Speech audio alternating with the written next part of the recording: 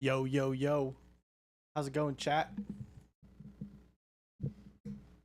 How's everybody doing today? You're stuck with us for right now. I love that everybody's saying happy birthday. I know. Jason's Jason's not here yet. now. Okay, guys. I'm gonna whisper here. So, when Jason comes in here, we're gonna have everybody at Monument come in here and sing happy birthday. A big happy birthday. So what you need to do is just make chat go crazy. Okay? Crazy. Can you guys hear me? Is that I hear myself.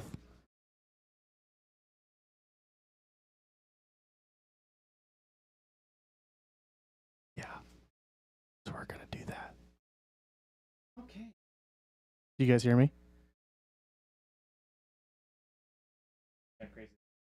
It's true. Yeah, Jason destroyed my wallet. It's been so tempting. Yeah. Wild. So. Okay, here, I'll do it like this. He may be able to hear me now. But when Jason gets in here, we're bringing everybody from Monument into this room. We're gonna sing happy birthday.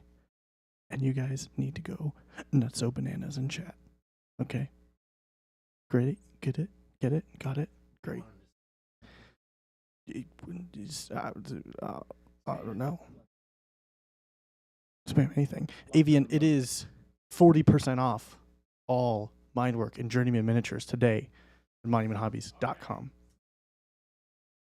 That's what's going on today. Sorry. Hello, Jason. Sorry. Come on in. What the? Happy birthday. Happy birthday. What the? It's your birthday stream. It is your birthday stream. There's balloons. There's I'm balloons. so excited. I forgot to go grab. Is this why you didn't go to lunch with us? No. I had business. Did he lie to us He didn't and lie say to you had you. to go to the bank He didn't lie to you. so that he could do this? I have business things to do. Jason, I need you to know the that bank. even if Jen doesn't have a plan, Gabe and Chris always do. All right, let me explain how angry I am right now. I really. He I really ditched us for lunch to hang balloons. I love you. I love you. You're great. I love you too.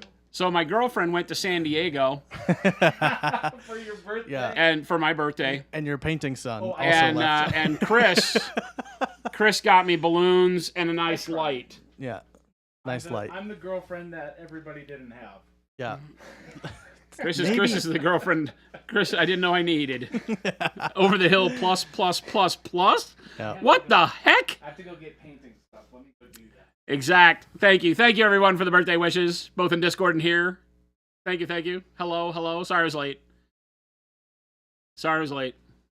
I know. You're like, can you start stream? I'm like, oh my goodness. What's that? You're like, can you start my birthday stream without me? Yeah. I was like, hey Gabe, can you start without me? He's like, it's your birthday stream. What do you mean? What do you mean? But it's your birthday. So fun. Mechanized Imposter, thank you so much.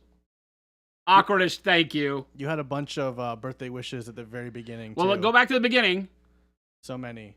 Go back to the beginning. So do we sing happy birthday to Slowfoot? Yes. Yes. You all have to sing, but you have to sing in time together. Yeah. I don't know how you're going to do that, Yeah. but I'm not going to be happy We're until that leaving happens. that up to you guys. Ghost Hunter, thank you so much. Everyone left Jason, but we're here. Exactly. Ginkgo, thank you. Ryan Wallace, thank you so much. Mo, love your face. Crickets. That's Mo's new thing. We just say crickets to Mo all Crickets. the time. Happy birthday. Birthday to you. Happy birthday to you. Happy birthday, dear Jason. What? Happy birthday to you. I'm gonna cry. Yeah, great. You're fired. Who else has got old jokes? Thank you, everybody. That was awesome. That was a good surprise. We're not That was leaving. good. You could be on the chair. You could be on the chair cam. Well, I guess everybody can see. Welcome to the crew, gang. Yay! Thank you. Thank you, everybody. Yeah. Yep. Awesome. That's right, Joe. That was awesome. You actually sounded pretty good too. You've been practicing? Okay. Okay. All right. All right. And I got a brownie. We actually need that back. Oh, it's a prop? Yeah. They just said they needed it back. They said I needed. Okay. So whose idea was this? I told you, when Jen's not here, you can always trust that Gabe and Chris have a plan. We've always got a plan, Jason. I underestimated the Chris and Gabe plan. See, okay, see, chat. Chris and I had this great plan that we were gonna go get some stuff during lunch, and then Jason's like, "Where should we go for lunch?" We're like, "Dang it, no!" But it worked out. Christopher took a hit. Christopher took the bullet and went I know shot, man. I had to go to the bank. went to the bank. You're such a liar. Went to the bank. And here I struck up a conversation with Chris going, I hope everything's okay, because he said he had to rush to the bank. And he's like, oh, yeah, it's just something with my old business accounts. And, you know, it's just the way it goes. And I'm like all worried. I'm like, well, I hope that goes well for Chris. And that bastard was showing love the whole time.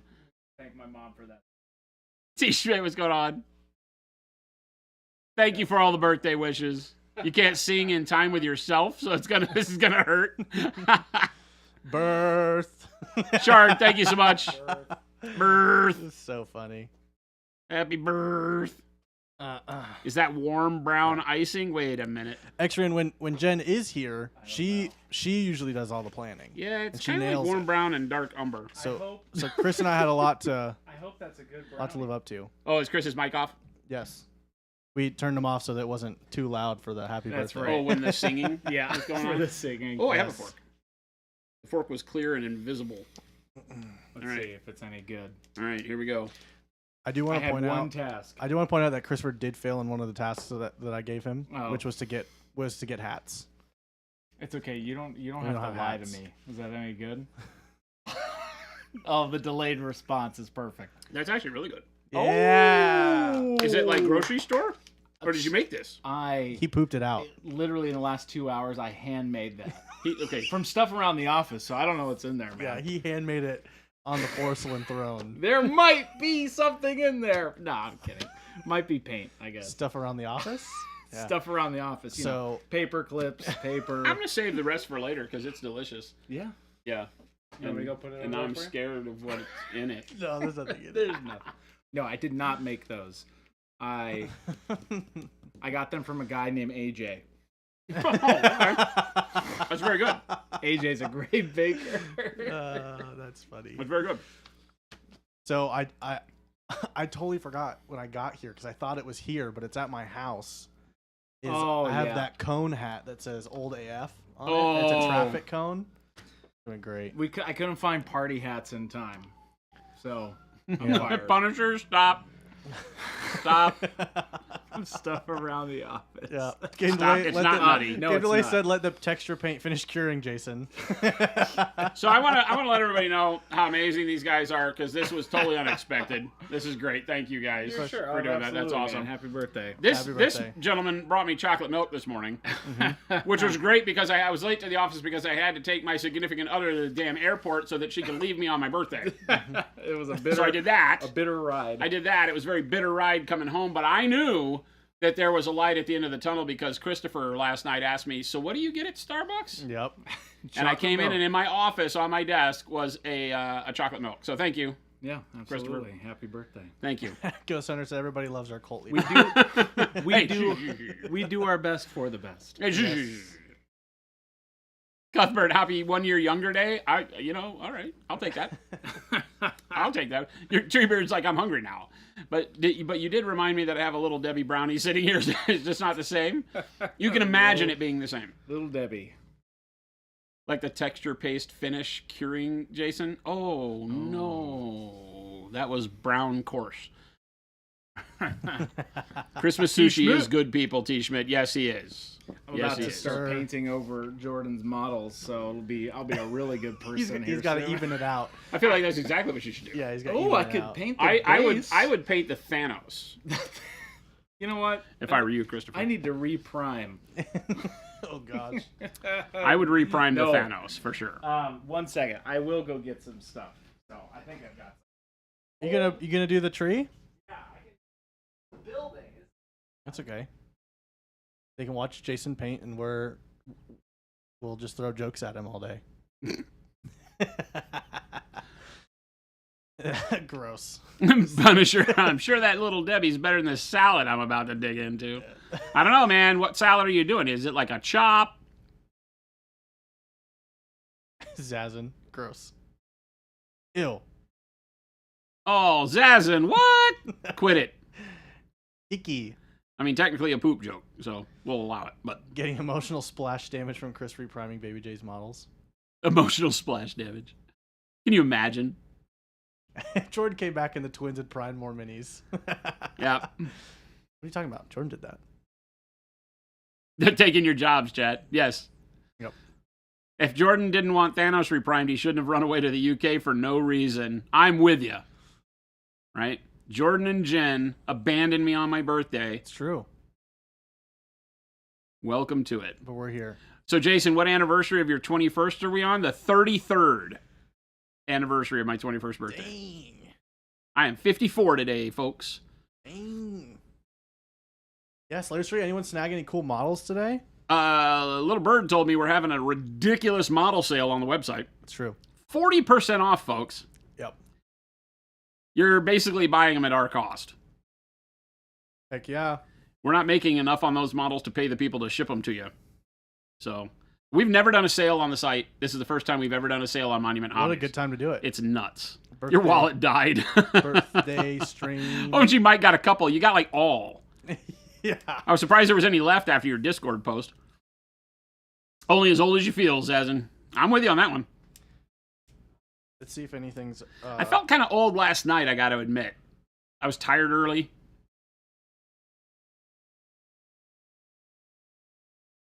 But I woke up fresh and clean.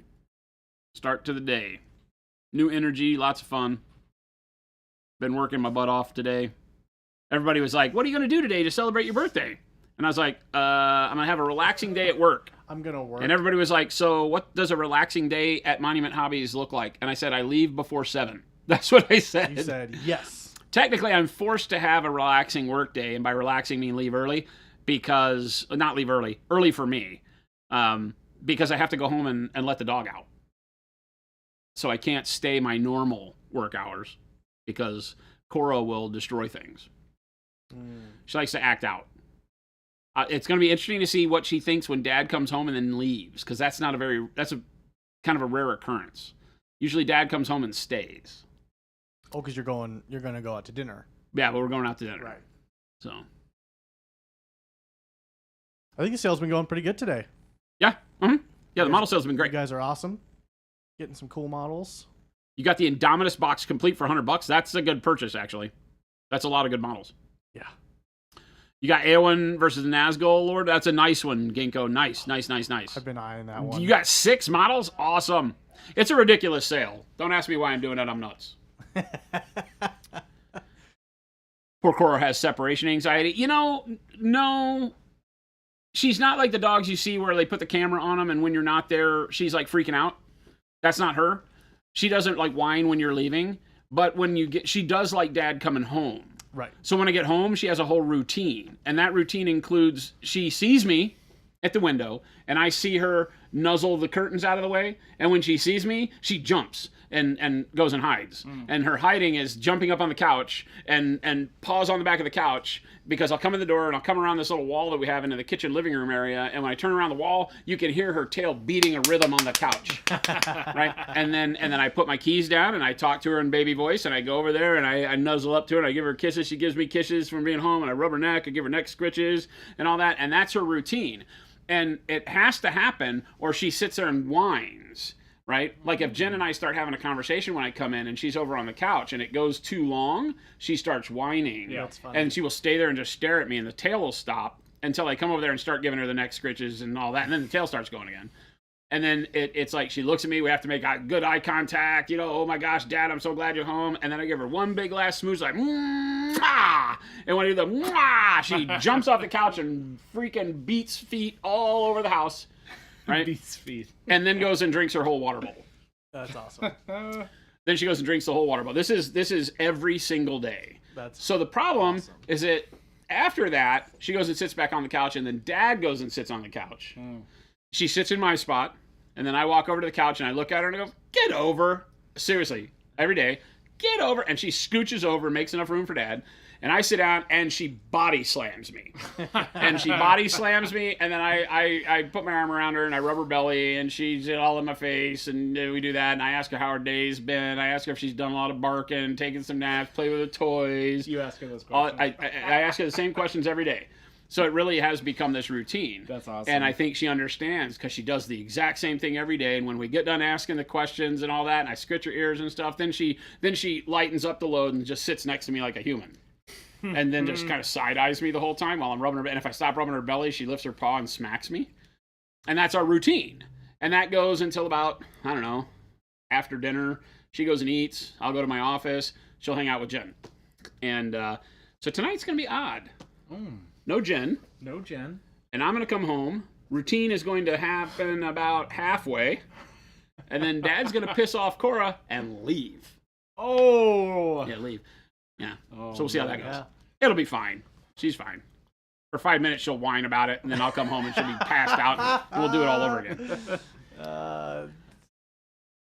That's funny. Gabe, I couldn't find anything to paint, go get your tree. but it's not done yet. You could build it. I could build it. To get my taste off her tongue. Wait a minute. Here, go back to Jason's. I'll go grab it. Okay. Hurricane Cora, yes. She doesn't chew on things. She chews on her toys. She has, knock wood, she's chewed a couple of pillows in the past, but I think it's because she gets the pillow knock off on the floor where she's chewing her toy, and she just chews whatever's in front of her face. Yeah. Yep. Ishmael, when am I ordering the death laser? I haven't looked into it. I have to find the lens. Or just drive around in Phoenix until I find somebody, getting rid of an old projection television. I could probably find one on like one of the local, garbage trade sites, right? The freebie Craigslist kind of stuff. Mechanized Imposter, you grabbed one of 2 large Morgan models that we had left. Oh, nice. Yeah, we didn't have very many of those. Morgan, yeah. I think because we had sold out and then we found 2, or it was like 2 were sent to us in a box of tons of different things. You want the pilot, but no money right now, X-Ran? That one there's quite a bit of stock of, so it should be around for a while. Yeah. Jen body slams me? No. Jen is a delicate flower. same one. I stepped away for a minute, and all of a sudden I get very detailed stories of Jen and Jason's home life. Well, this is just Jason and Cora's home life. that I'm we haven't gone into Jen's home. Jen's always right there during this, trying to do her crossword puzzle and getting angry at Cora when Cora turns into Hurricane Cora. Shelby, bring it over. I'll paint that one. I actually really like painting those trees, so bring that over, Shelby. Why did you want to build? You should see the instructions to this. Yeah, site. I know. You asked me to I print know. it for you. Not gonna do Yeah, it. it's a Fresnel lens, not a death laser. Exactly. That's why we've been talking about it around the office. But we do want to do this, and Jen's not here, so we need to make this happen quick. Your dog was mad your wife took a trip to New York for a week. He waited till she came home, then within eyesight of her, went to a pair of shoes in the closet and peed on him. Oh no! That's awesome. That's rough. So it is odd because Cora's never had dad home alone, mom gone. Okay. It's usually dad gone, Cora and mom home alone. Right. Right. So How long have you guys had Cora? 4 years. Okay. Dang. Coming up on 4 years. We got her in 2020. Tree. I think it was like October 2020. Okay, great. I already We got have a Shelby scheme. and a Kyle. Is that Kyle? Wow. What'd you just say? That is so mean. Did Kyle didn't come sing happy birthday. Yeah, Kyle, where were Kyle you? doesn't love you enough, apparently. I have more love than everyone here, but I was doing an interview. Oh, well that counts. Oh. Kyle was interviewing a possible new hire, so Oh, he I gets see. a break on that one. So do I. And he just said he loves me more than anybody else here, Carter, so Carter said so as well. So I apologize because I was also interviewing. I don't believe you a bit. Really? Carter's a liar? No. Definitely not that. Oh, the excuse makers here. Interviewing. What's more important? doing forbid work. We bring in more paint makers. Yeah. we do need more Yeah. paint makers. Chat. Like, Sorry, we like emergency wise. we had to pause on the paint making so we could sing Jason happy birthday. How'd that go? Good. Oh, that's how that Oh, it was very fun. was it. It was fun. They sang really well. Did they? Well, I don't know what chat thinks, but I think we should start the Monument Choir. I was very good. I didn't cry. The Monument Choir. You're close. The signature I choir. didn't cry. It was close. I got a zoom in of your face. You know what? I just turned that. I just turned that air compressor on, and that's how that feels. Me walking. Usually over it's there. happening to you. Yeah. You're not the one doing Like, ding. Yeah, that's quiet. See you, Carter. It's kind of nice. It's great that it's not in here. I mean, it makes sense. It sucks when you're in the other room. It's just. Taste of your own medicine. I have to listen to you guys making those sounds as humans all day long. Yeah. They act like they don't make these same exact sounds at one another all day. Oh, especially when I'm using an Adobe Premiere product. It's not good. New username, who dis? Who were you? New username, who dis? Chat doesn't think. Don't put unreasonable expectations on us. Oh my gosh, I love We your. don't have high expectations for what you're thinking, right? We're just like, we give you the benefit of the doubt. Okay, new username? Who this? That icon is hilarious. Where's my picture? I love how Game Delay says, I'm so glad I ordered my paints last week, so my order isn't delayed because you all stopped working for a birthday. Thank you, Nodens. That's funny. Seeger has the worst separation anxiety. That's your dog. If you forget to put him in the crate and we leave, or if he has a panic attack, he will eat the windowsills. Oh my gosh, I had a Rottweiler jeez. that would eat door frames and windowsills Oh, my when I was goodness. gone. My Yeah. my cousin's dog used to do during a storm. He didn't have separation anxiety, but if he saw things outside that got him excited, like a squirrel or nature or whatever, and we had windows, it was in Connecticut, and there were windows that stared out to the backyard, and that was the mud room, is a thing that they do in the East. And his room was the mud room, and so the washer, dryer, and the dog were in the mud room. It was a big room, like a, I don't know, 6x10. You know, it was big enough for him to have, instead of being crated, the doors all closed and he stayed in the mud room. It had an old half door that went into the kitchen. Yeah. And then the back door. But there were windows and he could see. And if he saw birds and squirrels and things like that, he would get excited and he'd chew on the freaking windowsill.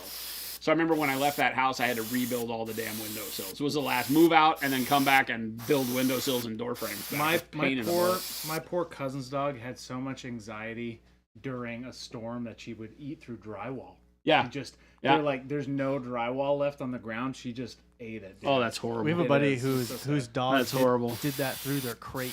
They Yeah. through the crate hole, just started eating the wall. A new username, who dis, says, Chris, Golden Demon Diorama update. Oh, is that that must be Mike? I don't know, Mike. Is this I haven't Mike? built it. Wait, I wait, bet wait, you wait. it is. Unless it's the other gentleman. Chris, who, I still think that you should do it for some sort of painting competition. I- Even if Mike, it's not- are you to. trying to go incognito on us? Even if it's not Golden Demon. I don't know if maybe that is not Mike. Yeah, first I would like to just paint that diorama in general. Chris isn't sure if he'll be at Adepticon next I year. don't think so. T. Schmidt, nature, outside, crazy. Exactly. Captain Mannering, thank you so much. Teeny Tiny, thank you so much for the birthday wishes. Don't scroll up. Don't check. You just smashed Teeny. What? Wait. Go back down. Who smashed a glass of wine? Teeny Tiny just smashed a glass of wine. Smashed a wine glass. Like, do we mean drank it all in one gulp or broke it? Do you have glass all over your home? I'm okay Or with are you- either one of those, but I want to know the context here. That's awesome. Yeah, are you? New username, who dis? Don't scroll up. Don't check. Okay, go check. Yeah. It's Mike. I bet. Not. Not OMG Mike. Oh, there it is. Damn it, Mike. It's too easy for you. New username, who dis? Okay, Mike, we found you out. Sapo, thank you so much. Thank you all for all the birthday wishes. Glad to see you on a Thursday. All right. Let's have some fun. Let's paint. It's painting time. You broke it. You're at a hotel and you knocked. That's an $80 glass. Let's go ask Excuse me. vacuum up the tiny bits. Had to ask reception to vacuum up the tiny bits. Dang, I was really hoping it was like a, I hoped it was like a happy damn birthday smash. yeah. Another. Yeah, that's what I Another. thought it was. Another Opa. All right.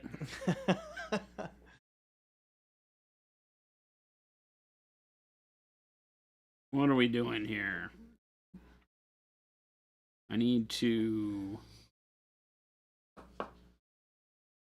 paint this last arm with the heavy bodies, and then I think I'll move to the normal Pro Acrylic paints. Regular krill. I don't know, maybe not. If I have to put it out on the palette, I might as well just freaking paint with them, right? Fuse did sign some autographs today. Huh? You did? Yep. I did what?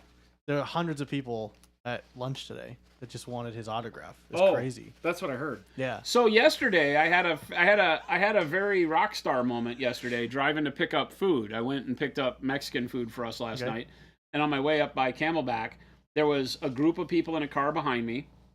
My car has a Hobby Nerd license plate, right? And so there's a group of people in the car, and we were at a long light at Camelback and 16th. It was just taking forever. People there, and from the time we stopped, you know, and for some reason it caught my attention, them moving around in the car behind me, and so I look in my rearview mirror, and they're all pointing at my car. Oh, And the license plate, and people in the back seat are looking up, and then they're all chattering together and pointing and doing all that stuff, and I'm looking in the rear view and everything. A bunch of phones break out, and everybody's got their phones up underneath the visors and are taking pictures and videoing it, and one of them's like selfieing while the other one's taking pictures of the back of my car. So I have no idea what was really going on. I'm in my one brain, I'm thinking, I hope they've really misinterpreted the license plate and are having fun with something that I don't even know about. Yeah. And the other half of my brain is, I hope they buy Pro Acryl. Yeah. That was kinda Where'd where you my say brain this at. was? But it was fun. It was fun. Where was it? I waved at them, but I don't think they were paying attention. So. Camelback and 16th. Okay. I was heading north on 16th to take a ride on Okay. Camelback. I don't know if it was like near a game store or something, but No. no. Interesting. Dude.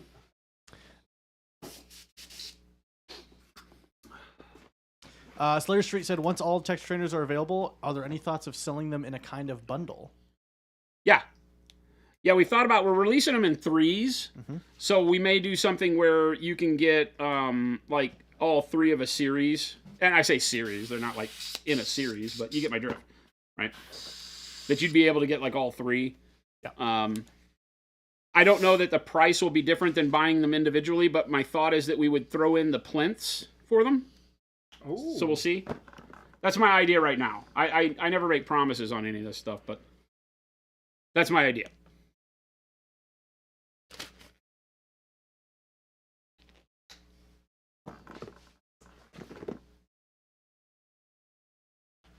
So we'll see how that goes. Hey. Just getting all. You know me. I like to put things in some sort of a set that makes it easy to purchase everything in one click. Brian Wallace said, be awesome, but that is too many letters. What would? Unfortunately. Don't eat paint as your license plate. Oh no. It is Hobby Nerd. HBY NRD. HBY NRD. Oh my goodness. I've been looking for this. What? This is my glass palette. Is it? Or is, Yeah. or is it Jen's glass? No, it's Wow. Jen's glass. This palette. is Jen's. Oh, glass okay, palette. yeah. So I'm like, yeah, there are 3 of them in here. I lost this. This is. Look what happens. Gifts I've for been looking everybody. for I guess this. I've now missed my opportunity to steal yours and give you mine. Game delay. We Because have his is so much many cleaner Oz than models. mine, by the way. It's one of the most satisfying things cleaning off one of these glass palettes. It is actually. It's like when you, because I like to get it all. Paint liquor. That's Smushed so up, but- forward. So forward. Don't eat paint. Don't eat pant. Mike, yes, it is. This is Shelby's Treeman. I have a couple at home, but I didn't bring those today. Tree dude. He didn't prepare for class correctly. No. Yeah, I and you told guys him can too. see my beautiful over priming job. I like it. I think I overdid it. It's okay. Holy wet. This is why I am Too much typically change in one day for behind you to the handle. camera.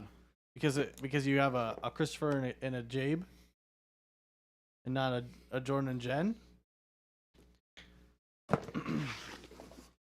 Now, what colors? He's got a hobby budget. Game delay. We will probably have more Oz's after the sale, but it won't be during the sale. You know. First time, the one time the Monument Hobbies does a sale. Yeah. Yeah, the one time. Gistifer. It doesn't quite work. I don't know. Who's Gistifer? I think Gistifer works. Gistifer? Gistifer? Yeah. Get I'm the down. gist with Gistifer. Gistifer. Welcome, I Gistifer. don't know. I like the sound of that. Gistifer. That's really making You see, super glad. I'm super glad I asked for a Chris guest stream since Jen abandoned you. So, Chris, I'm sure Jason would love to hear about the rise and fall Oh my! of Beleriand. Oh my goodness. No, we don't have enough time, Mike. Gabe Delay said Jabe is basically a Shelby palette swap. And Christopher is just a hipster Jordan. So I don't think this is much of a change. A hipster Jordan. I do like my cold brew and scented candles. It's true. I mean, if you've met one Fisher, you've met them all. yeah. I haven't met your brother. Yeah. Oh. Gabe talks about his brother like maybe we should talk to the postman. The postman? I don't get that. Chris got it. That's all that matters. I don't get it. I'm looking for Dark Umber. Did you, You know what I could Did do? I you could check bring up out your the butt? DA100. Chris? Did I check out my what? You're sick. I don't know. Shelby said, I don't know if you would like him. What? Our brother. Oh, really? I don't know. Is he that different? Like the way you different. guys describe me is very different. Okay. My brother has two personalities. And they are mutually exclusive. And not that he switches personalities, he just shows up as a different person depending on whatever. And it's usually that he doesn't show up as the fun brother. You know what? When he does, he very much fits into Shelby and I's vibe. Yeah. When he doesn't, I want to punch him. Oh, that sucks. He's every time I see your brother, old school RuneScape comes into the conversation. Every time. He loves old school RuneScape. He loves old school RuneScape. He does. Yeah. But I've only seen that those are the longest conversations I've had with him, Okay. which are great for me. Because you love old school RuneScape as well. I do. OG Mike said, 2 personalities? Those are rookie numbers. Need more. Paint Liquor said, so who is the greatest elf of all time and why is it Feanor? And why is it Feanor? Oh.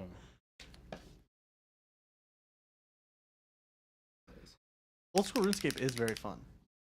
You know what? If you play that game, if you play old school RuneScape knowing that it's not really a game, it's not really a game for me. It's just something to... It's like working without having to work. That's why I like it. Yes. It's just because it's another... It's like... Old school RuneScape is like a job now. Yeah. When you're playing it. Yeah. Yes, Shelby said it right. I think Jason would like certain things about him, but really not like other things about him. I don't think there's an in-between. It's like, these parts about him are really cool. These parts about him really suck. That sounds like me. I am very binary in my own likes and dislikes. There's not a lot on the fence with Jason. Quick dinner attempting to clean and assemble a model. Nice Jade. Be fun.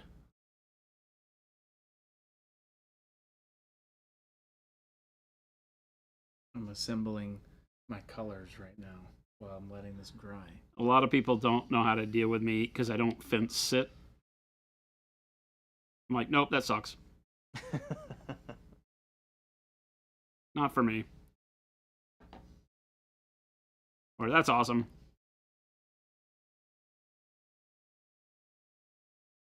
Black brown is good. You know what?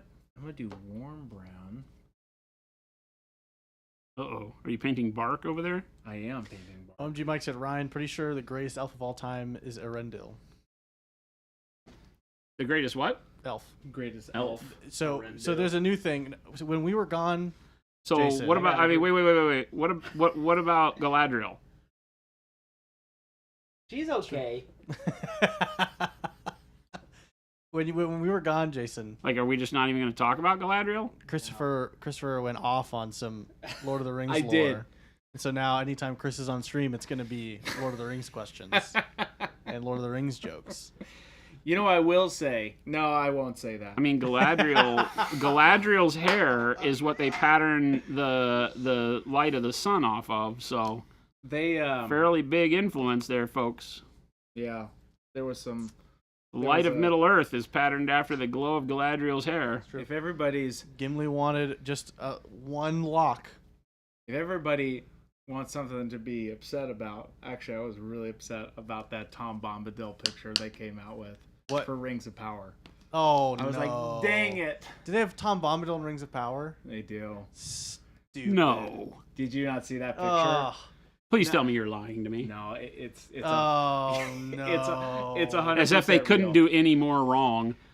I told Jordan texted me late last night. He's like, Tom Bombadil in Rings of Power, please advise. Is that what he my said? He's like, gosh. what's going on? Don't That's get me started. Awful. The trailer for the next season is so funny because there's a lot of it like looks pretty good. Yeah, It looks like they're going objectively, it's a good trailer. It's a good trailer, and then they show.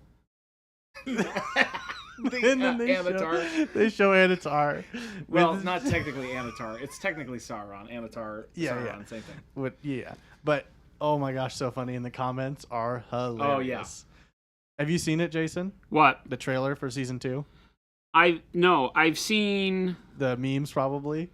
Yeah, So funny. but I don't understand them because I don't pay. I literally pay less than no attention to the So Rings of Power. essentially, what they did is at this point in the timeline, Sauron is going to be handing out the rings Okay. to the dwarves and the Yep. humans and stuff, right? We're talking about So the he's- Rings of Power. So he's gonna be Anatar, right? yeah, The the big the Grand Deceiver. kind Grand of deal. Deceiver, Gift Giver, stuff like that, Yeah. right?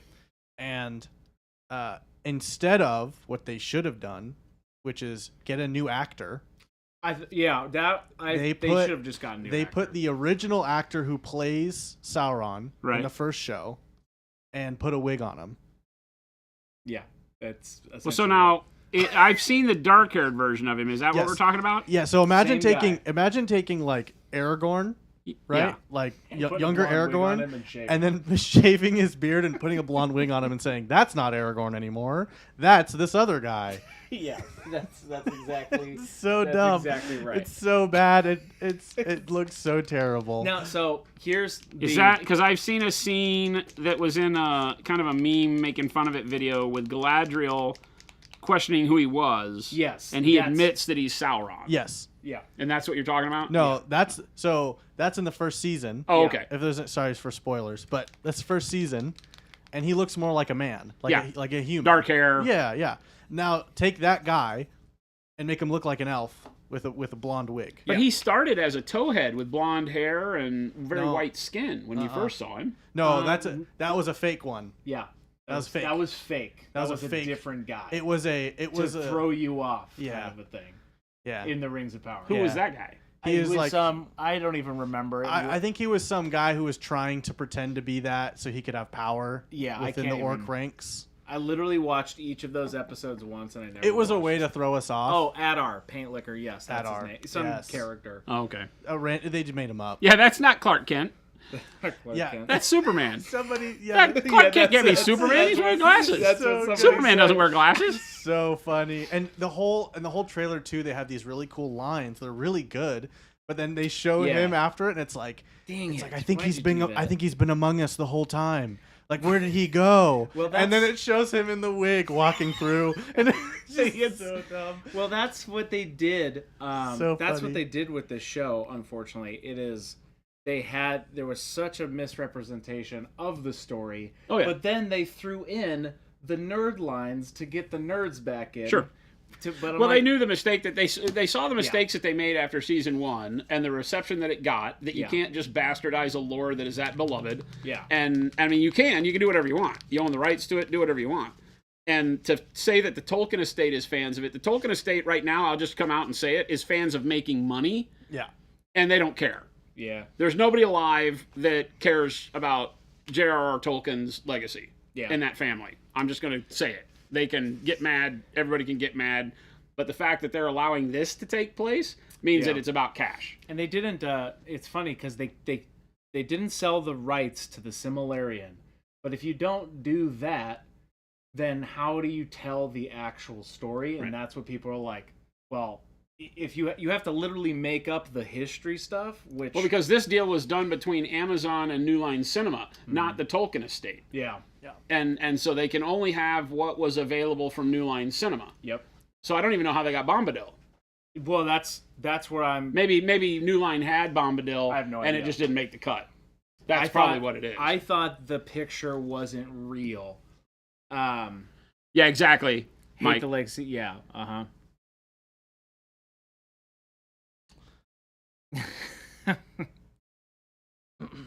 Yeah, I'm curious to see what.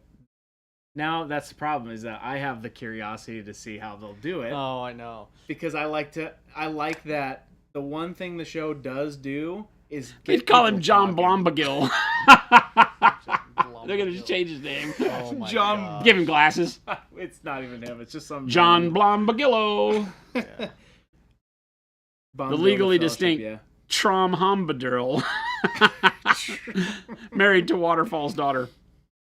Oh my God, you're so great. Did y'all hear that another private submarine company is saying, oh yeah, yep, a billionaire What? from like Montana or something. Really? Yeah. Another one? He's going out and doing it. He Okay. says, yes, he's out to prove that submersible industry is safe. What? Yeah, Dude. he announced it like yesterday or something Oh, like Are you that. I driving saw it with that. a PS4 That is- controller again? Okay, retrospectively, tragic, but Oh my You- gosh.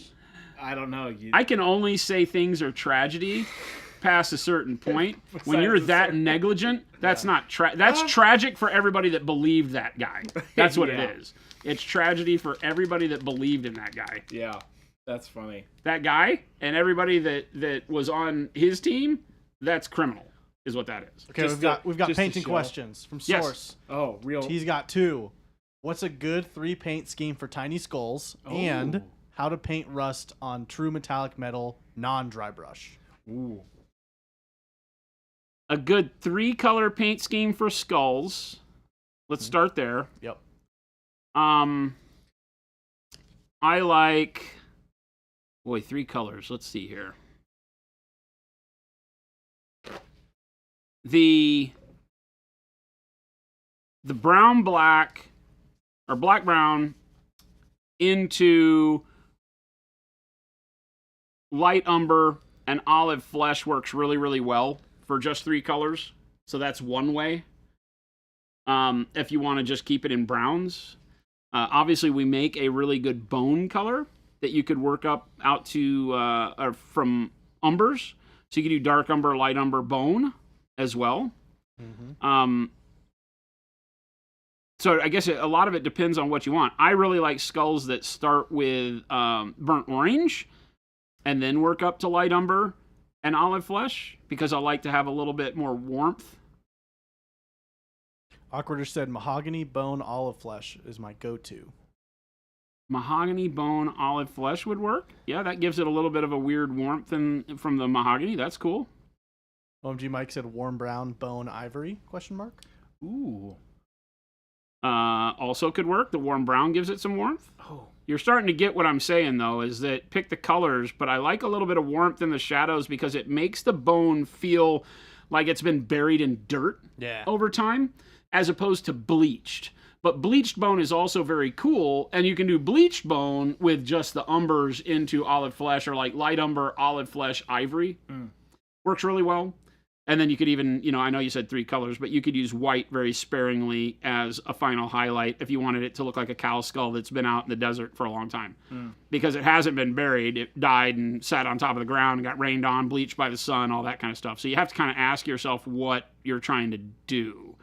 Like if it's bones wrapped around Usharon's belt, they probably weren't buried. So they probably want to be more bleached. Or skinned, like freshly skinned. Kind of a thing. So you can still do some cool So you probably warm... want some more reds. Yeah, you can do some cool oranges, warm yeah. tones with them and things like that. But you're going to want to have a little bit more in that red leaning. So then the mahogany might work really, really well. Mike, not in certain places. Actually, I'm working around that. I did overprime this, so I'm actually working on some of the little drier spots. Okay, true metallic metal rust without dry brushing. Well, so rust is not part of your metallic workup, whether you do true or non-metallic. Rust is a secondary process, right? It's oxidation over the top of whatever you did your metal in. So burnt sienna, burnt orange, yellow ochre are my go-tos. Burnt orange, yellow ochre, mahogany are my go-tos on that. You can do burnt reds in there. You just want to work up, kind of a stippling effect over the top of whatever metal you've done. Because remember, rust sits on top of the metal. That's what it is. It's all of the dirt, grime, metal flake bits, Chris, that arm is coming off for sure. Well, actually, no. Look at this. I Does it didn't move? realize Shelby keeps them rotating. What? Does Shelby, I don't think you glued this, but Isn't that Does it- push fit? Does it I magnetize? think it is push fit. It's not coming loose like when I tug on it a little bit. It has like a ball joint that it snaps Yeah. into. Oh, really? That's cool. I think so. Because look, Maybe. I can do this to this whole. I don't know that model, so Is Neither that a- do I. Look that at would just be my guess. What? That's kind of cool. I mean, yeah. seems to be interesting. working. Weird. And this Until is it the new comes sculpt, out. right? yeah, I really wanted one of these ones. Dang. Yeah, Mo said tug on it harder. Just kidding, don't do that. Yes, Be it is ashamed. not glued. Interesting. I guess so. That's what That's I. kind of fun. That's what I thought. I like it. Yeah, they're ball joints. Interesting. That's so fun. More, please. Yeah, rust and oxidation sit on top of the metal, so you're doing color over the surface of whatever metal you've painted. It doesn't have to be blended in or anything like that. So it gives you a lot of freedom to pick your colors and how you want to make it happen. Do you mean Jen or Jordan? Because Jason's right here. Hello. Yeah, I definitely got this primed a little too much. Game Delay said, I can imagine each one of those colors as you list them. I must almost have a complete set of Monument Hobbies paints. What are you missing, Game Delay?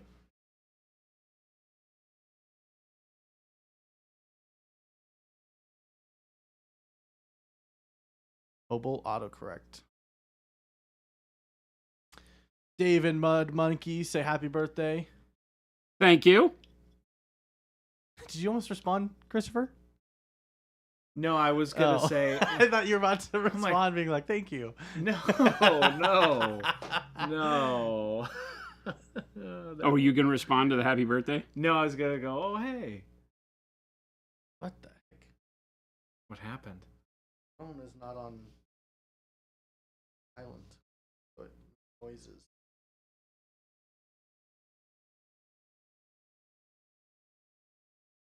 Just getting my Blood Bowl painted before I gotta start painting armies again. You're painting somebody else's models instead. That's right. This is called poor planning, and Chris likes plants. Chris does like plants. Yeah. Can vouch for Christopher's plant addiction. Yeah. Oh, and by the way, what was the other thing I brought? A Tree. 3D printed tree. Tree. Do you have the baggie of? Do you have the baggie next to you? The baggie? Of all the of the parts? pieces? Yeah. All right, you guys want to see So okay, something that's horrible? So chat, Christopher sent me. He's so excited. He's like, "Hey, now that you have a 3D printer, can you print this for Yo, me?" I And need I these open it trees. up, and it's that tree, and the let me- first file is all of it with it's like spindly. This is the 80 million part the tree. spindly branches on it, and I was like, I don't know if I can print this. And then I found that it wasn't pre-supported, and Nope. so I was like, okay, well, do they have others? And it was all of the pieces separated. And Yep. when you're sitting in, I'm sure many of you have done this, when you're sitting in Lychee or whatever tool you have, and you put all the pieces on a plate, Yeah. the plate looks a lot bigger on your Yes, computer yes, screen it does. than it does in real life. Yeah. So I pull this off of the printer, and I go, oh no, I've made a mistake. You want to see all these pieces? It's Look how many pieces so bad. this is. It's so bad. There's so many pieces. You guys should see the instructions I for love this. it. No bad. numbers, Absolutely just love it. just like colored references, like they highlight color it. Because It's in rough. my probably late at night trying to put this together, I was like, oh, these will be big enough to where it's like not a huge problem to like Yeah. try to figure it out. Of course. I was like, I'll just put it all on one plate. I won't print them separately. There's no need. And I definitely should have printed them in different batches. Just so I knew So- the title and the name. No, it's not. Yeah, I might be old school. It's all right. But it's It's a fun model. and then I did try to print one with Oh, all yeah. of them attached, and it did not work. So he wants 2 more, and he'll have to do a lot of that. every few days I'll supply the resin. Yes, just print 10 more of them and leave them on his desk every few I days. know. I wish. Should I swap out pieces so then so that he has No. the baggies? That Just would be hey, I horrible. added more to your bag. That would be. That might convince you to build it though. It would. You know, I'm trying to make sure I stay in focus where Jordan paints. Yeah. So funny. You are completely out of focus. Completely out of focus And right now? What I mean is not even on the screen. Oh, well. Yeah, of course. Double some of them. Yeah. Yeah, there we go. That would be very fun. The next one I add, one piece has 2 of them. You Th- know? these and are then he's like, all- "Where does this They're go? all horrible ideas. Where does it go?" I love it. These are all horrible ideas. Yeah, these are So funny. This is bad. This is bad. This has Funny. not helped Chris at all. No. So I went camping this weekend, and I was packing for camping, and I realized I was so upset. I was so mad at myself. I totally forgot that my camping table is the table that I set up my spray booth, Oh, my whole 3D no. printing setup, all of it. Oh, And so I had to take all of it down so I could get my table because I needed it so I could make food and do all that stuff. And I have not put it back up, which has been sad. yep. That's a bummer. Yeah, exactly, OMG Mike. Every day you don't build that model I printed for you, I will add more pieces to the baggie. That would suck so bad. No, I'm about to build a big workbench. My dad's going to help me build a big old counter height workbench for me to put all that stuff on, which will be super nice. The first time using black brown. Your first time ever? Using black brown. Yeah. You know, actually, I don't. I stick very close to the colors that I've just been using for a lot of my stuff, but mostly earth tone stuff. I just have never tried black brown.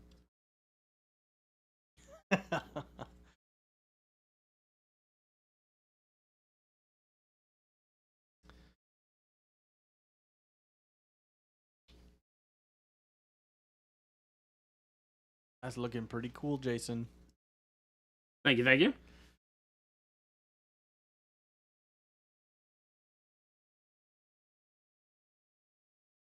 What was the workup for that skull that you did on her?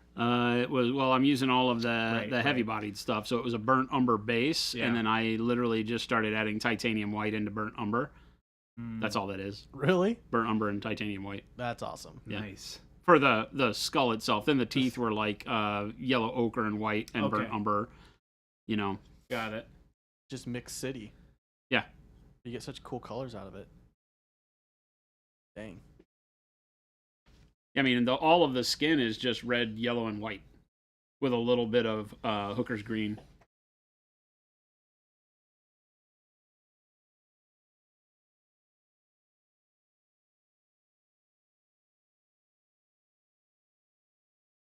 Happy birthday, Wad.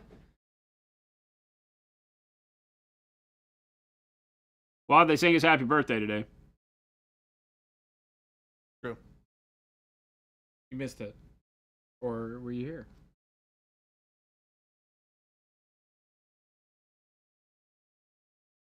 Happy Borf.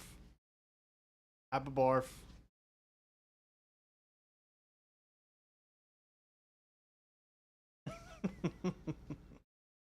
OMG Mike said, Chris, what were you saying about the diorama? Are you expanding the scene to include the Warg Riders in the distance and the mountains around the last homely house No. with Elrond? I heard him say that. Yeah. That would be wild. I heard him say that. Chris I is was. turning a 6 foot by 4 foot table into a full. I'm gonna Lord do a of the Rings diorama. life-size old man willow. Oh That's my what I've gosh. decided. I'm gonna grow a willow tree Yeah. starting tomorrow in the desert of Arizona. Christopher's backyard is. That is my golden demon. It's the growing desert. a willow tree. Yeah, And then I'll spray paint it. yeah, exactly. I've seen willows here in Arizona. Yeah, not in Christopher's Arizona. Oh, No, I've got a lot of desert. But yes, there are. Think of the desert, and I that's guess that Christopher's you're right. backyard. Like you can have There's willows willow like trees. around my neighborhood. Yes, but Christopher's It's a lot of dirt. It's a lot of backyard sand. consists of a mountain, a bunch of snakes, A bunch of snakes. Oh my gosh, you guys! tons of rocks. This was bad. Rattler. No, but in the middle of my house, it was evening time, and I didn't have my glasses on, and I thought I was just walking to my kitchen, and there was this like long string on the ground. Okay. I'm like, what the heck is that? It's a snake. No, it was a centipede. Oh, you told me about this. Big old centipede. Ooh. Black body, the tan heads, the big old like pincer, like black brown pincers. Yesterday we were talking about bugs that really weird me out. And Yeah. we got into that, and we didn't bring centipedes up. And I gotta say that yes, They're- centipedes are really some of the worst. Yeah, they're really scary looking. Ugh. I take scorpions over centipedes for some reason. I don't know. Oh. I don't No, know. I'd They're have both to. I'd pretty have to bad. agree with that. I think. They're both I pretty just bad. the look of the centipede walking, and all the legs were like it was big enough to where I thought it was like a mistake piece of shoelace. I'm like, what the heck is that? Before I lived here, when I was living in Colorado, I wanted to buy a trailer. Yeah. It was a. Now I'm not even going to remember the brand it was. It was like a heavier Airstream. It was an aluminum-bodied trailer that looked like an Airstream made by a competitor that was much heavier. It was an Because Airstream. Airstream's thing is that they're very light. Looked like an and, Airstream.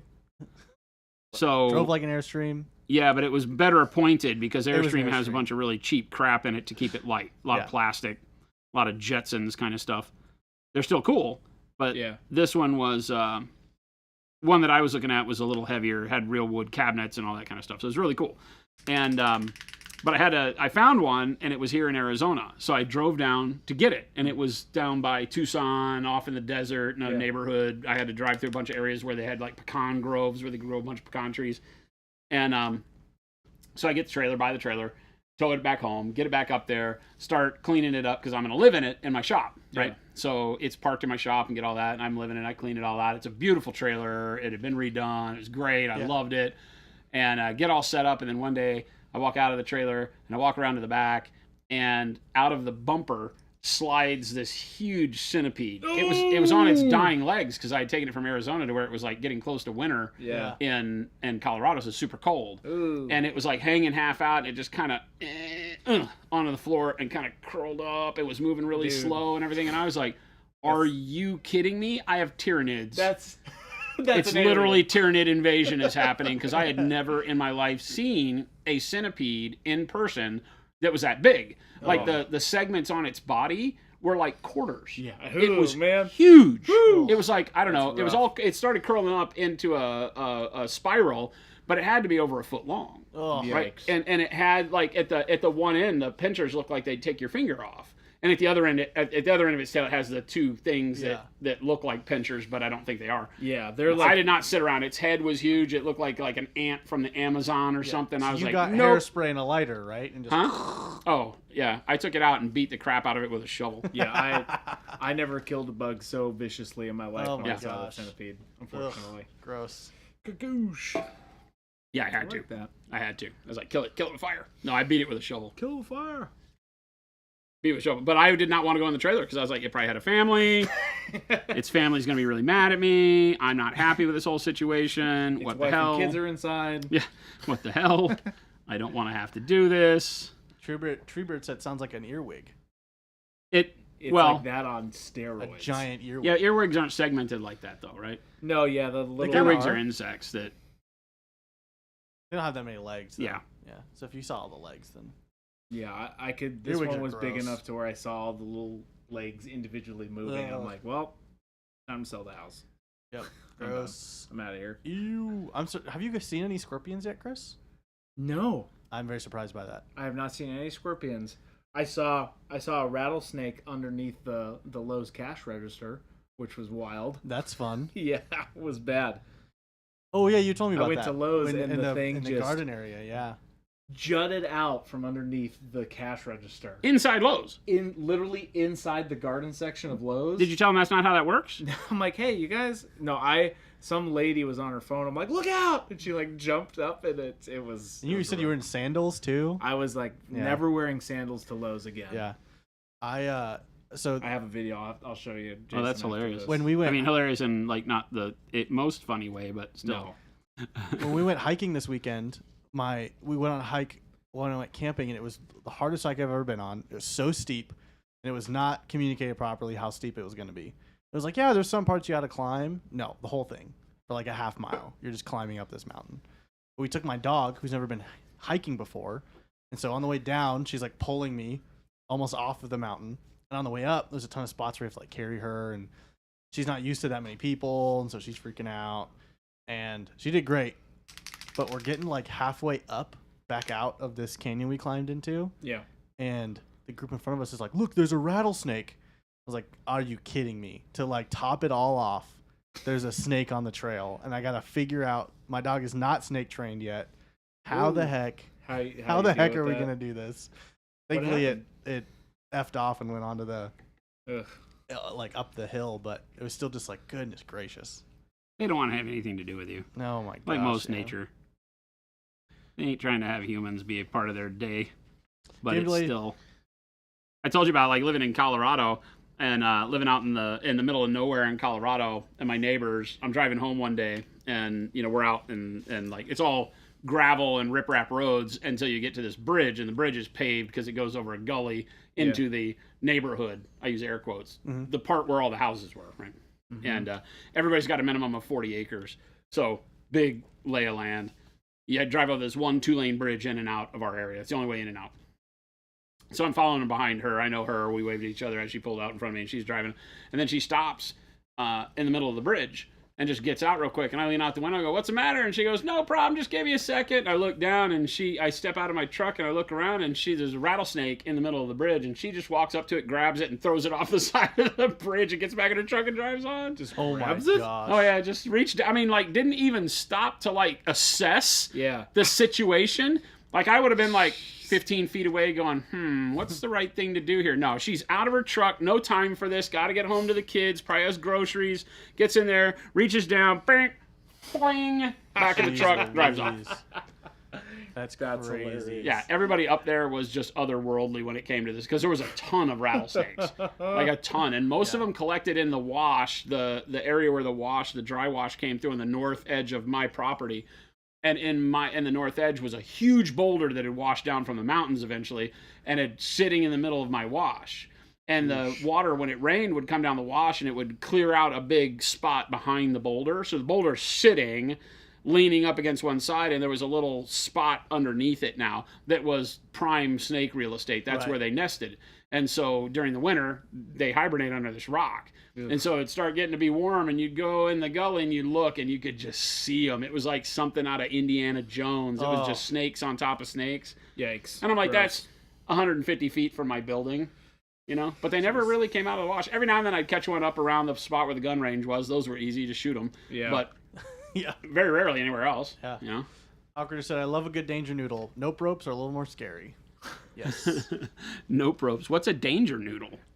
those are words for snakes. So danger noodle would be like a ball python, like fun to like just kind of like Oh, they're not kind poisonous. of more of a pet. Yeah. Or venomous. They're not. Venomous. Yeah. Venomous is hurts when you bite it. Poisonous is hurts when you. other No, way around. venomous is hurts when it bites you. Poisonous is hurts when you bite it. Yes. Snake. And then nope ropes are gonna be your big old boys. The triangle headed ones. Yeah. Mike, I am doing warm brown, like stippling and dry brushing over the black brown right now. Yeah, I reversed it, Avian. Venom is it bites you. Poison is you bite it. Just doing some. Frogs tend to be poisonous. Jade said no, absolutely not. Jade, Snakes tend to be venomous. Are you not a snake fan? No snakes? Danger noodles are harmless. Nope ropes are venomous jerks. Okay, gotcha.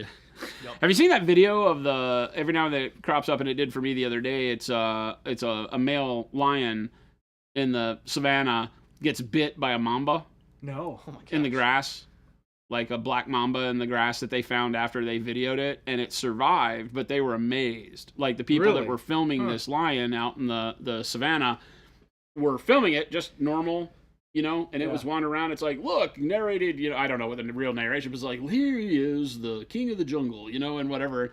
And he got gets bit. bit. Like right when they're filming this thing, you see him. You see the snake jump up and get him on the paw, and he rears up and runs. And then as he walks around, the speed with which the venom starts to take place, and he cringes and rolls over on his back and goes into convulsions. Like this my huge gosh. lion is on its back, like in convulsions because it got bit. And it does this for like 15, 20 minutes until it finally works the venom out, and it didn't stop his heart. Even through all the like freezing of the lungs, the lion survived, and the people were just like, holy hell.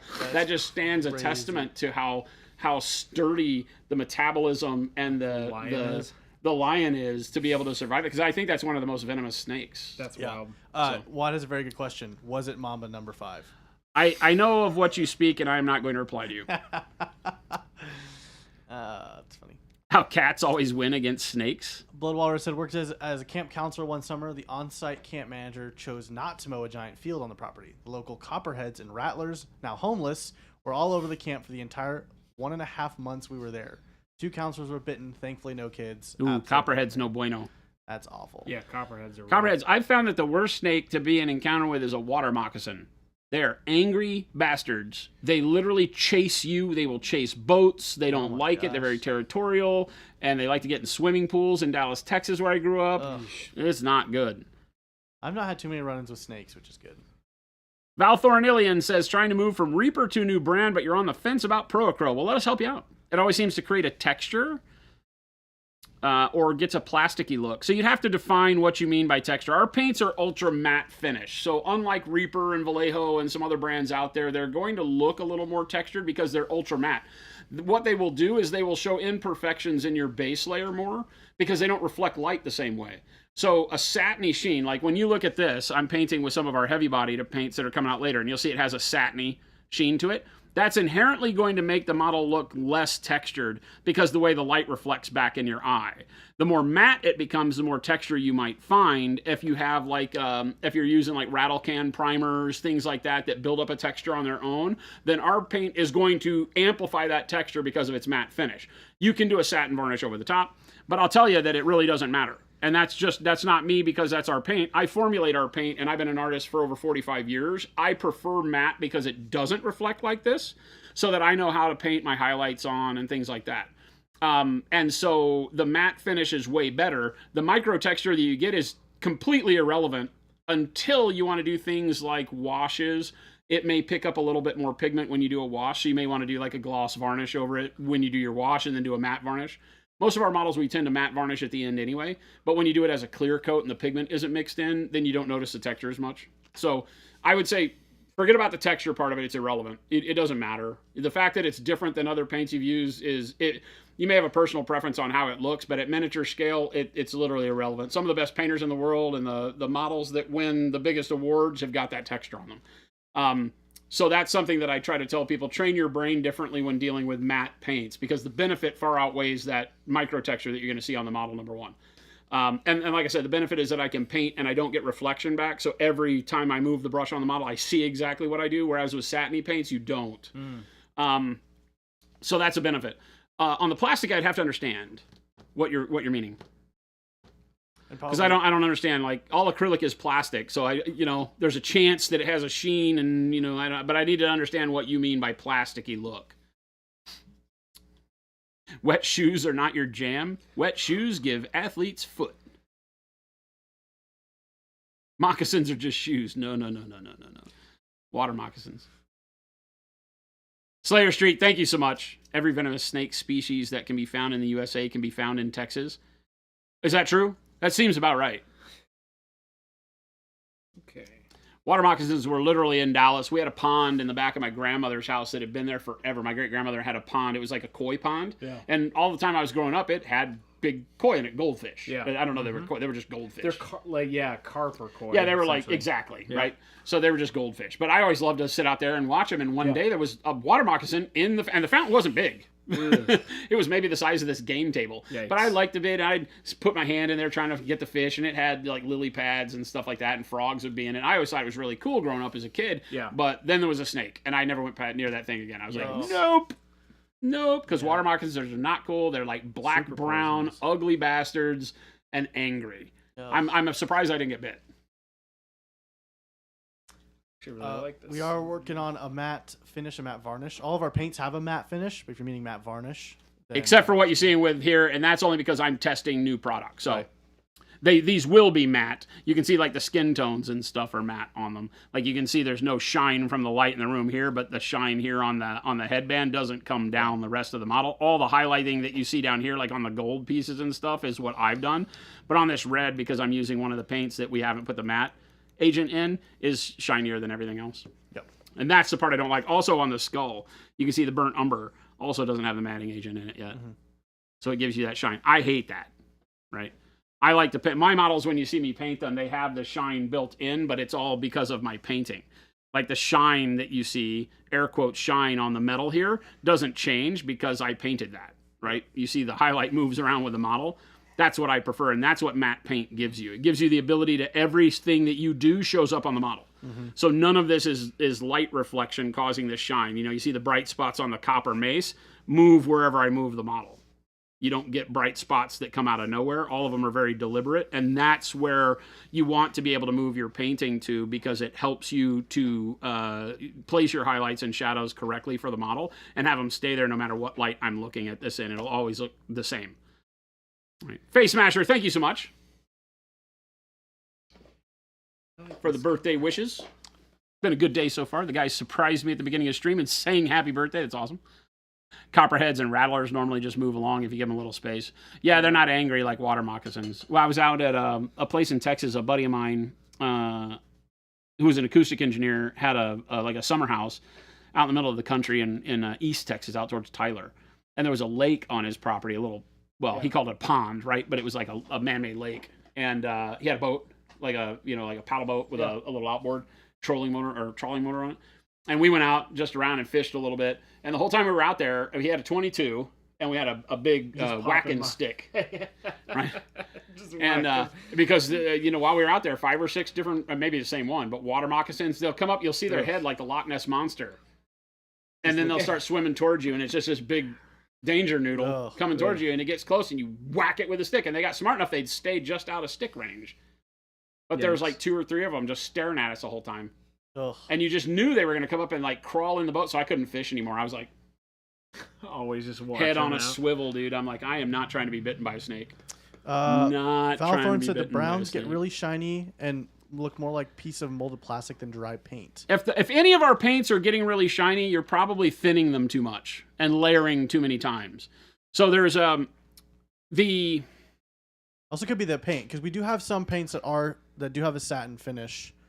And two yeah, I with guess a it gloss depends, finish. So right? We which- do have some gloss ones that which came from colors? the Signature series. Yeah. Petroleum brown is the gloss. If the paint you have on it says satin or says gloss, then they'll be shiny. But most of our paints are matte, right? So you can see, this guy's a perfect example. Here's a bunch of our browns and flesh tones on his nose, done brush and airbrush, and there's no shininess to them at all.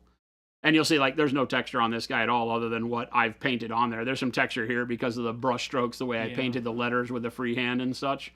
But there's no texture to our paint. And then If you're finding texture, it's probably process more than anything else, because a lot of people, when they're switching paints, they'll use the new paint like they use the old paint, and our paints are different.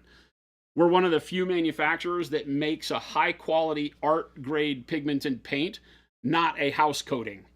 And most of the hobby paints, unfortunately, are made like house paints. Yeah. They have big, heavy tint bases. They're worried more about opacity than they are about pigmentation and vibrancy. You'll find with ours, they're real art paints, so you don't have to thin them for the same reason. You're really only thinning for opacity, whereas a bunch of other paints that you use feel a little thicker, and so you want to thin them more so that they paint easier.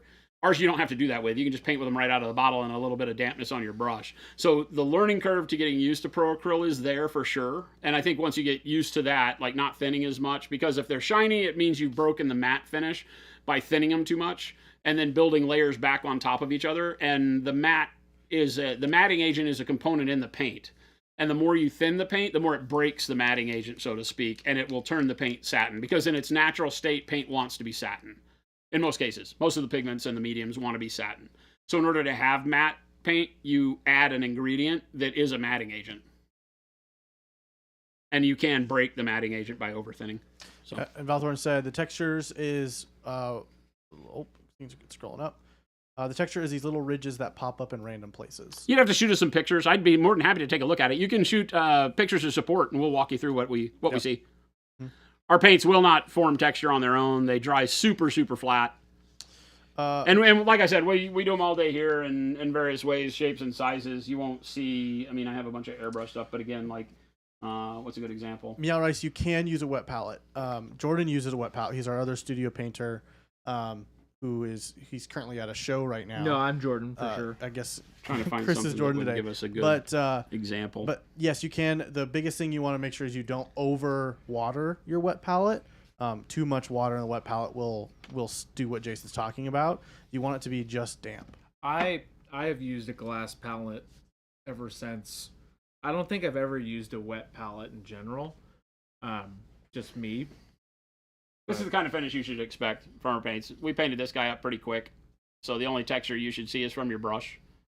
You know, you can see my brush marks as I'm doing the flesh, you know, and highlights and things like that. But there's no false texture here, nothing. And I'm not. This is really just, you know, running the paint straight on the brush out of the bottle. I use a dry palette. I don't use a wet palette, just like Chris is talking about. You can use a wet palette. Just be careful for over thinning, like I said. I'm using. You know, but it doesn't. I mean, let me find something that has. You mentioned browns. Mike G, but that's what that's for. Brown. I'm using. Texture Just paint is to add texture. just this glass palette right here with a little bit of water. What I use. This one's got quite a bit of browns on it. You know, and again, all that shine and such is just what I've painted. And we don't do anything special here. We paint all this live on stream. It's, you know, no tricks. Valthor, you've already sent an email? Okay, we'll make sure that we get on that.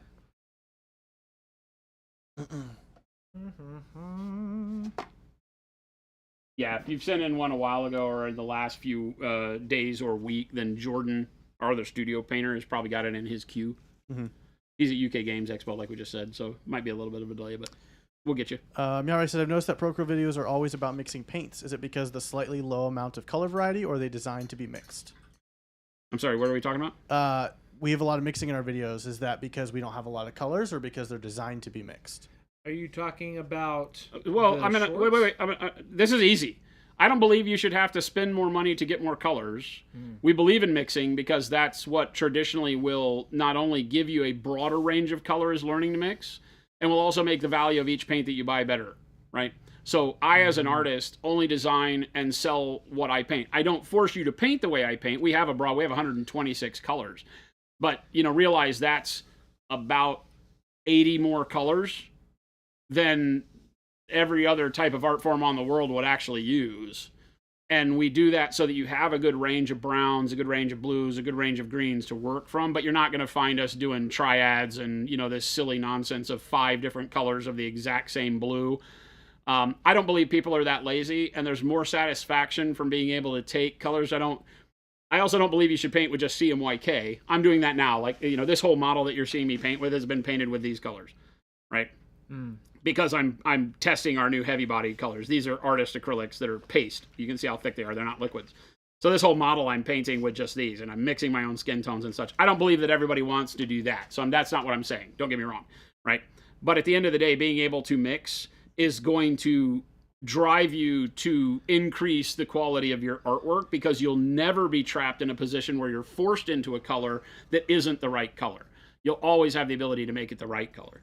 And so the way we train here, by and large, let's just pick, let's do some skin. So let's take dark flesh, shadow flesh, and beige red, right? This would be a good, you know, general kind of mid-tone, middle American kind of skin tone, or, you know, darker Caucasian flesh, let's say, right? So if we're going to do this, you could treat this as 3 colors, or you could treat it like we do, and this is 5 colors, okay? Because you have your base coat, then you have the 50-50 mix here. Nothing fancy. When you see us mixing on our shorts, it's always just 50-50, right?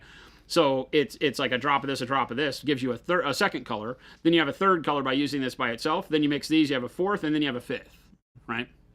And so you can do that with any of your colors. So it keeps you from having to spend as much. It gives you more value from the paint that you do buy, and every color is always within reach when you learn that. So that's why we do those in that way.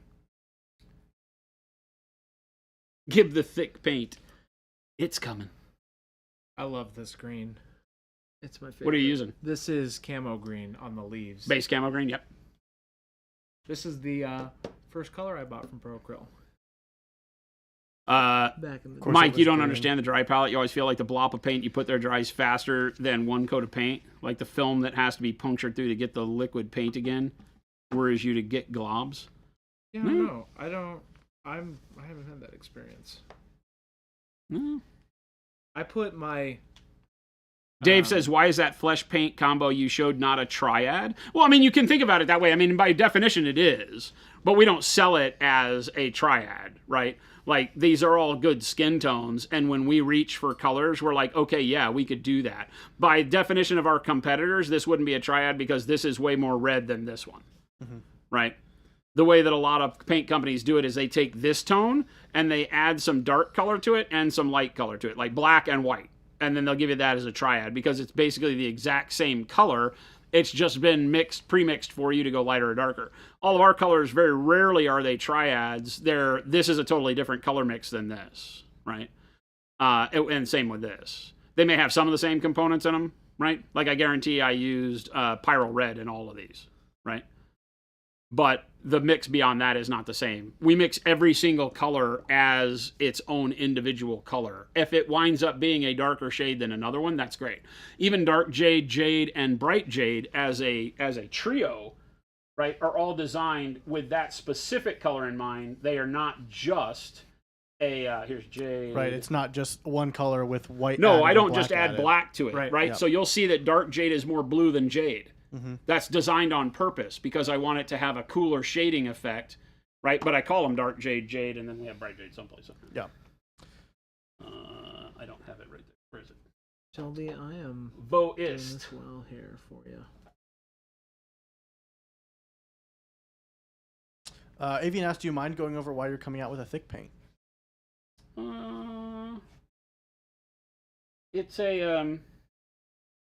It's a thing that a lot of people have wanted from us. There it is, bright jade. Hang on, let me finish this thought. Right, so you can see that these are not all just but like I dread to say black and white. Not everybody just uses black to make a shade because it usually desaturates too quick. But this would be what I would call a triad in our paint line of dark jade, jade, and bright jade. But these are all mixed as individual colors. They all have a use outside of just being a jade, right?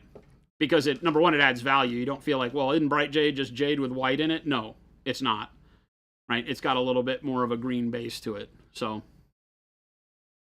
but yeah, I mean, there's ways of talking about paint that are broad in general terms, right? Like when we say glaze versus product, right? And so a lot of that is marketing. Painting with triads, I could paint with purple, red, and yellow, and that's a triad because it's 3 colors, but not in the sense of what we're sold as marketing, right? In marketing, we mean by triad, and at least in the hobby world, we mean a set of colors that are meant to be a tint, tone, and shade of the same color, right? So that if you want to go dark yellow, yellow, and bright yellow, and it keeps the exact same hue family, that's what a triad would be. We don't make those. Ours will shift hue. Our shade will be a little bit more blue or a little bit more red than the mid-tone, right? Because when you're painting, that's what gives you depth easier. Those are the things that you don't have when you just use a triad of, say, dark blue, mid-blue, and bright blue that are all the same pigment that have just been darkened and lightened. That looks very flat. It looks very unreal, right? Because it doesn't take on the nature of the environment. Whereas if you use a little bit of a warmer blue trending to purple for your shadow, that becomes more realistic. And so that's the way I approach our color design. Yeah. So that when you look at a triad like those jades, if you use those 3, they will look a lot different than if you were to use a green triad in any other brand. It will look a lot more, well, I can't say alive, but it will just have a lot more depth and look cooler. Yeah. It doesn't lock you in. Yeah. Like if you look at your hand in the shadow, it almost looks like the shadow of your hand looks more purpley than it does just a dark version of your skin. Yeah, and again, that depends largely on the lighting. Yep. You know, Like I would never do skin tones with just a standard triad because I would lose the ability to have like the green shadow that I've used on her neck. Right. Now you may not always want to paint like that. You may just be, hey, I just want to get my army on the table. But how much better is it to use 3 paints that make your army look better than 3 paints that make your army look like you just wanted to get your army on the table? Yeah. That's the way we approach With the same amount of effort. You can paint the exact same amount of effort or put the exact same amount of effort into your army, like Gabe just said, and get a way better look if you move away from that dark brown, mid brown, light brown mentality. And that's where the mixing comes in, and that's why we do our shorts that way. But we do make sure that we don't do very many blends, like 1 or 2 mixes. And it's always just 50-50. No science behind it. Just put them together. Yep. Yeah. And another thing is that we make paint that actually mixes and gives you the color that you want. Because, again, it's artist grade paint as opposed to paints that turn into mud when you mix them because they have 50 billion pigments that don't make sense to have in the paint. So it's just, again, it's an approach to making paint that makes ours blend. And once you get used to it, it's just what you do. You know, you don't ever mind saying, I'm going to try these out. I'm going to try these out because they just work great. Paint Liquor, I need you to take a step away from the paints and the smoothies and the yogurt. Grizz, thank you for the birthday wish. On the question of why are we doing the paste acrylics, so a heavy-bodied acrylic, when dealing in the world of acrylic paints, is going to get you as close to what we'll call the base nature of the pigment, right? Without it just being powder. Let's assume that we're talking about it needs to be a paint already, right? We're not going to sell you pigment powder and assume that you know how to make paint. But it's the closest you're going to get to the full intensity of the raw pigment in that heavy-bodied paint. Because it's not diluted with other stuff, right? It just has the binder, the acrylic binder in it, and a little bit of water. But when it's not fluid, it gives you the ability to start with that raw kind of pure vibrancy and control it more in the way that you want to use it. So if you want to thin it all the way down for a glaze, like our transparent paints are basically tube acrylics that we've already done all the thinning from, and they're all single pigment, and they're all very, very high intensity pigmentation. So just imagine that we're taking those and turning them into a paste acrylic for you. For certain artists, that's the way they like to start. They like to have that control to be able to go from this, it doesn't get better than this right here as a paste, and then I can do all the work to change it into what I need it. Whereas our liquid acrylic line does all that work for you and just works flat out of the gate. But there are artists that like to paint with putting that extra effort because of the flexibility it gives them with all of their coloring and the way that they mix and things like that. So we don't assume it's going to be the biggest seller. I'm very excited to try them. But they're also very, very good for glazing. They take out the hassle and they eliminate the issue with, hey, some of my paints, I need to thin more than others, yada, yada. If you use a heavy-bodied acrylic and you get used to thinning one, then you can glaze with all of them, and they're just amazing pigmentation. So if you choose to try them out, a lot of times you'll find yourself using the liquid acrylics as your base colors, doing all of your opaque base layering and your setup of values, and then go back and glaze shadows and highlights and things like that to put more color in your model. Again, they're more advanced techniques, but we love having the option. Even said, thanks for sharing. It sounds like it could help with learning color theory too. Sure. Yeah, I mean, especially if you're getting more into mixing, but our paints already do that, right? Any advice cleaning up the undershading when glazing up on a zenithal prime and you get paint where it doesn't belong, i.e. cleaning up a partially painted minis zenithal to carry the undertone? Any advice cleaning up the undershading? You get paint where it doesn't belong, meaning that you need to resketch the value on a part. So if you have if I have a model that has been zenithal, and let's say I paint the chest and I get paint down here on the loincloth, and now I've lost the white-black contrast, how to do that again? Is that what you're asking? Because then, I would just go back over it with coal black and then a little bit of probably neutral gray and create that again. It requires you to kind of know, what the value should be at that point, because you can't do the zenithal again. Airbrush zenithal is screwed up, without airbrushing again. Yeah, it really just takes you having to do that on your own. That's one of the tough things with zenithal and relying on it for all of your value. Like if we have this guy and we got all the textures on there, a lot of times what I tell people to do early in the stages of utilizing this kind of a method is take a photo of it with your phone So when it's at this, you just take a picture and then take a picture on the back. And so that way, if you do mess up, you can always refer to the picture to see where those highlights and dark spots were on the part where you got paint.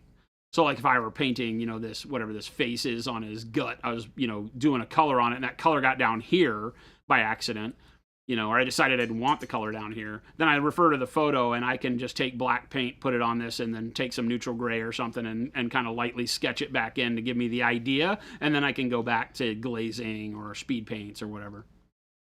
Throw away mini and move on. No. I don't think you have to do that at all. I mean, the reality is most of the time, if you're doing that and you're doing the kind of slap chop or whatever they want to call it today, then, just going over it with coal black and then using a quick dry brush, you can even use a brush like this and take most of the pigment off and then just give it quick swipes to get the gray on top of it. And then when you've done that, let that dry, and now you have a re-zenithal model. It won't be as smooth of a transition as the rest that you airbrushed, but it'll still work, right? We could talk about messing up models.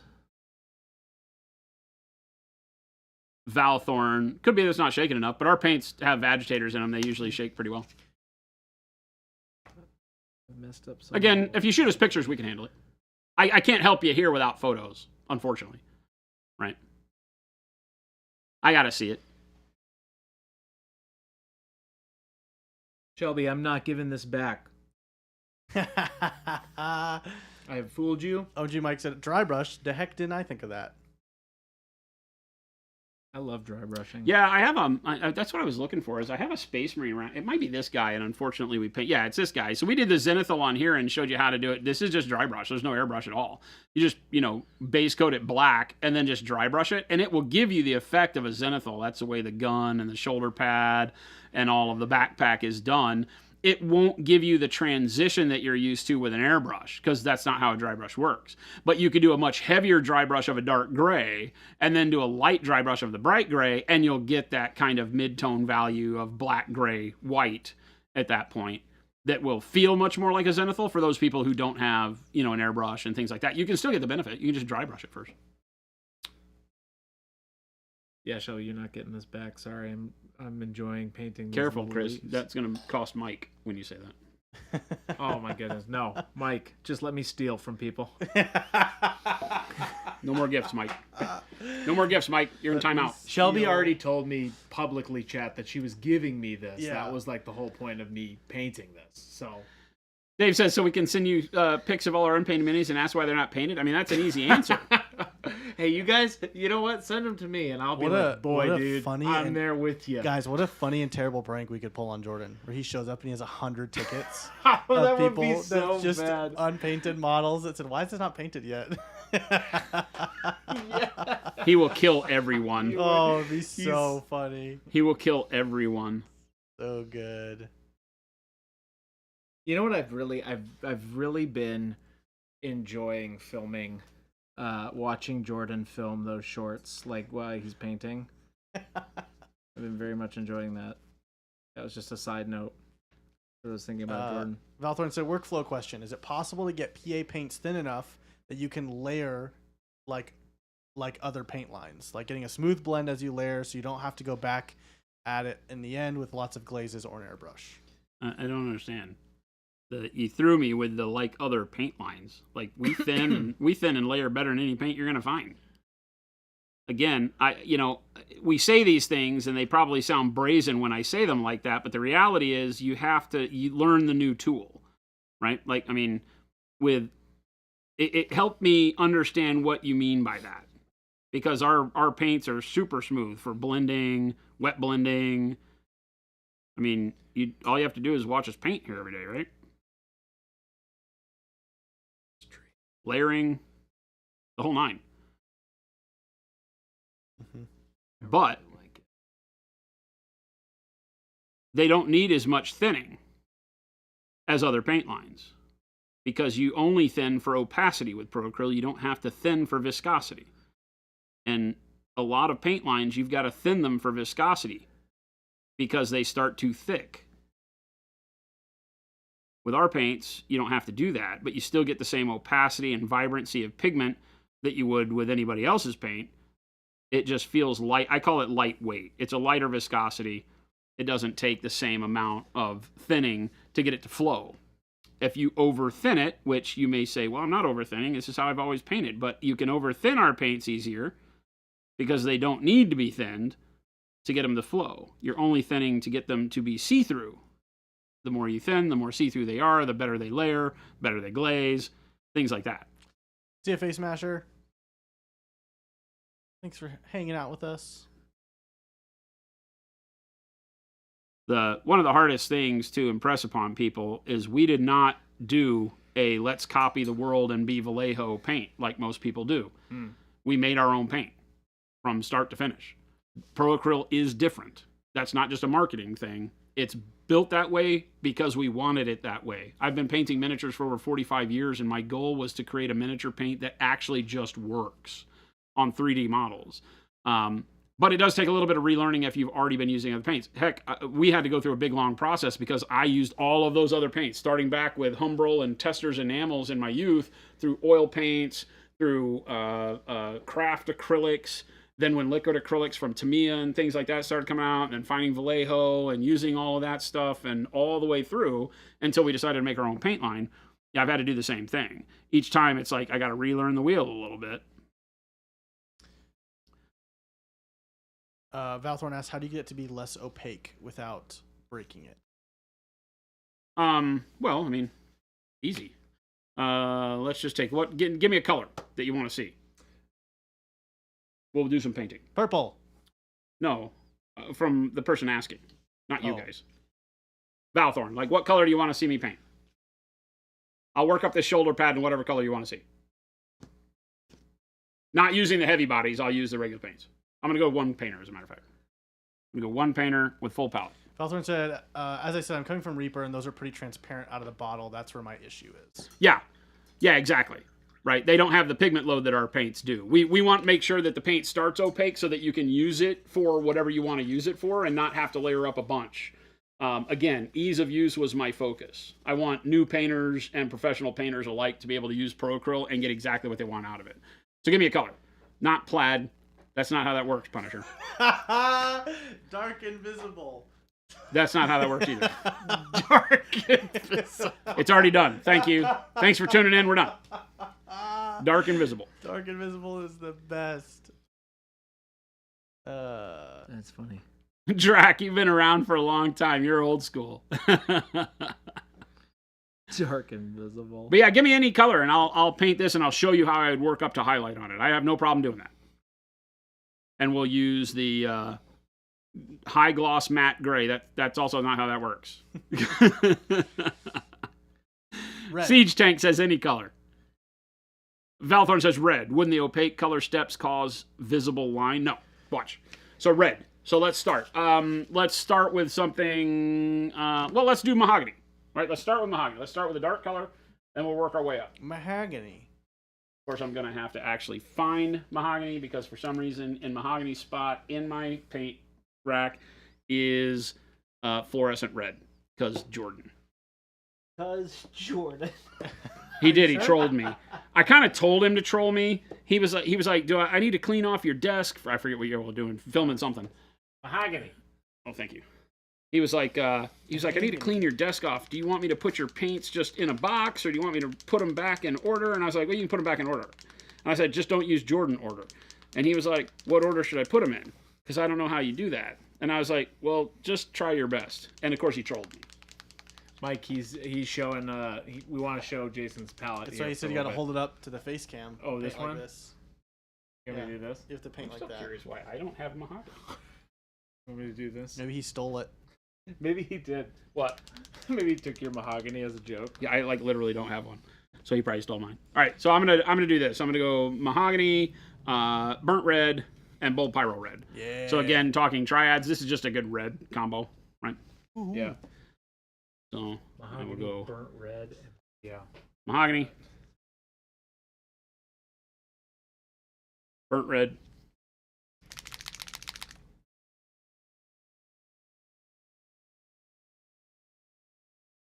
And you're just doing this on palette paper, right? this is just palette paper. Yeah. My palette, my glass palette's underneath it, but it's a hellhole. I literally need to nuke I need to kill it with fire like we talked about with the centipedes. Ugh. And pyro. All these are exact same consistency. Our paints are very consistent across the board unless they are orange, yellow, or some of the greens that have a lot of yellow. You'll find that those colors may give you less opacity right out of the gate because of the nature of the pigment. That's just the way that works. But with reds are typically fairly opaque in this range. All right, so we'll grab some mahogany. That'll be our base coat. This is really simple. We just paint. So all I've done is put a little bit of water on the brush, wiped it off on my paper towel, and then gotten some paint. So the paint flows really nice and even. I get nice clean brush strokes. As soon as I start seeing the brush stroke get dry, and what I mean by that is that it doesn't make a complete filled in brush stroke, it starts to have the look of the bristles, then I just go and get a little bit more water on my brush, come back over, and I'll smooth that out. And this will show you in general the kind of overall texturing, because this model's been painted like 50 million times. This is one of the test ones. Test Marines. Lawn Marines. He gets mistreated, let's just put it that way. Right? There's nice, just clean base coat. Covers in one. Test Marine. Don't have to do a lot of base coats or a lot of work. Now the problem is that I always work too fast and I wind up wet blending, and that blows people's minds. So I don't want to do that. I'm not gonna go advanced on you, but I gotta remember I'm painting quickly, so I don't want to wet blend. So we'll give it some time to dry. If Jason doesn't have mahogany, the world will end. I mean, that's my first love. Mahogany. Oh man, Shelby, you are welcome on these leaves. That's crazy. I don't think Chris has ever painted anything for somebody before. This is Uh-oh. this What are you is- charging for this commission? Yeah. No, Chris? you guys, this is my model. Oh, that's right. I remember. Chris is painting his own model, Gabe. Yeah, I don't. Have we not made that clear? This is. Oh, do you have the compressor on? I turned it off. Let me go turn it back on. Yeah, please do. Valthorn says, sounds like Sir Repaint. That dude has been abused since I started trying to switch. He is Sir Repaint, yes. No, this guy not. Well, maybe this guy is a Mark VI Marine, so he came from the Horus Heresy box set. So he's a little newer than some of the Marines I've had that have been Sir Repaint. But yes, Repaint. yeah. I'm gonna cheat here and use the air from the airbrush here with no color to dry it. So no pigment, just air. Great idea. I should have done that with my tree. Yeah, with your primer, that's what Yeah, you needed to be doing. So You dumb. don't do that? What? No, I just let things dry naturally. That's crazy. So to give you an idea of what I'm doing here, I'm cleaning my brush in water. This is the brush as it comes out of the brush cup or the water cup. I don't like squeegee the water out of the brush in the cup. I literally just lift the brush out of the cup and it's filled with this much water. So tons of water on the brush. This is how I paint. We have a video on YouTube about how I thin with just the water on the brush. Okay, so full loaded brush. Take my paper towel. Because I'm layering burnt red over this, I'm going to hit it like twice on the paper towel. It still has some good moisture in it, right? I didn't take it all out of there. Then I come over to the palette, get a little bit of burnt red, and then we're going to start layering the burnt red. Now, in order to go from a darker color, am I zoomed in all the way? Yeah. To go from a darker color to a bright color the way we paint, we want to make sure our brush strokes go from where we don't want this color to where we want this color, right? So I'm going to start with the burnt red down low and move it to the top of the shoulder. You want me to punch it in? No, it's fine. Okay. There you go. What size brush is that? This is a number 4. Cool. I can reload. Go back. You don't want to overwork it when it's super wet. But then I go back and I start layering from a little bit in. The first layer started at the edge of the shoulder plate. Now I'm going to bring that in about 25 or 30% of the distance, and I'm going to start layering from this spot up to the top. Right? Like so. This, if I were really doing this model, I'd be like, well, this part's probably out in the sun, so I'll start here and do the whole section of the shoulder pad up here. And then as I go around the curve, I won't go all the way to the edge. I'll start like this, so I get more shadow on the bottom side. But that's just because of the shape of this model. It's a specific thing for this Space Marine shoulder pad, right? So I'm not actively blending the colors together, but I'm going to get blends because I'm using this so thin, right? So right here around these edges where the paint is, It's just thin because it's diluted with the water on my brush, right? So you don't get banding of color. You're just going to get a nice blend from dark to bright. And we'll use the airbrush air so I'm not wet blending.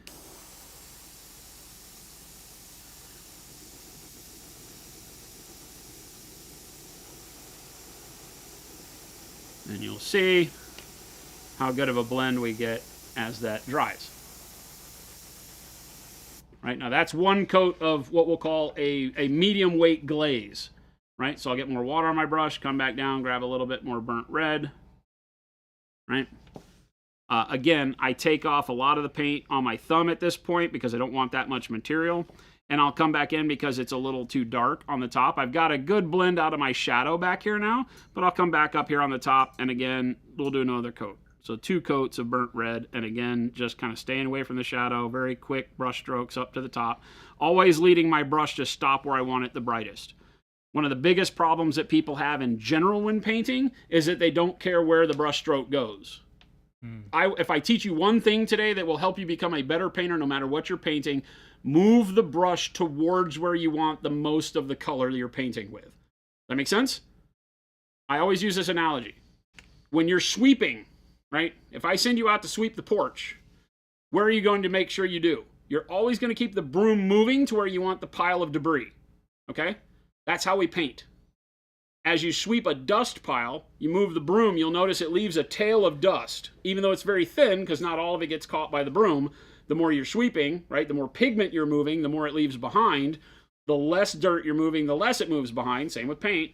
And as you move that brush, what happens? That debris pile that you're sweeping moves with the brush stroke, and when you stop your broom, that's where the most of that debris gets left. It's exactly the same physics with a brush and paint.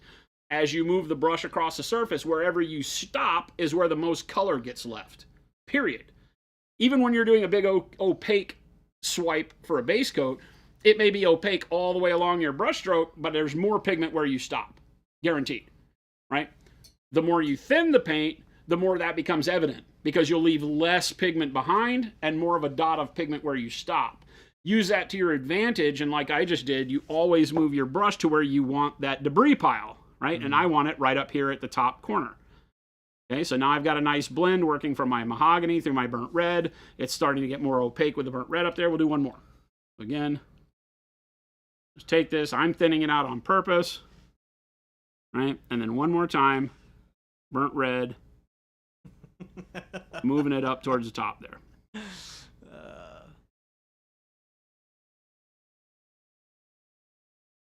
Right? Boom. Making it a little bit smaller of an area each time, right? I started with the burnt red right here. Here's the mahogany all the way to the back. Burnt red starts in here, starts blending. Then I start moving it to here. Boom. Looks good. Source says it's D100 time. Whoa! Not for sale. It's hanging at his desk like a trophy, by the way. Yeah. Well, it's technically your desk. I guess everything here is mine, but I don't know what you're talking about. I heard about this DA100, but never. Who knows, man? okay. Same thing with the Pyro Red. Again, I'm taking off a lot of the paint on my thumb palette because I don't want a big droplet of paint that I have to figure out where to move. That causes a lot of texture, makes things really difficult. Okay, so here, same thing, because this area is going to be the brightest. I'm going to do a full stroke of Pyro Red along here. Same kind of thing, except I'm not going to paint as much of that area. Now my highlight's only going to be up towards the top, so I'm just going to do the Pyro Red up towards the top of the shoulder, right? Those shorter brush strokes, same concept. Yeah. Right? So now I'm getting my shade built in, my blend up to the top. I'm not changing anything. This isn't anything you couldn't do at home. You see how loose my brush strokes are. I'm not really even thinking about it. Just big, quick brush strokes, but they're all ending where I want the brightness to be, which is right here at the top of the shoulder. Okay? Boom, red. Right now I can keep layering this to get more red.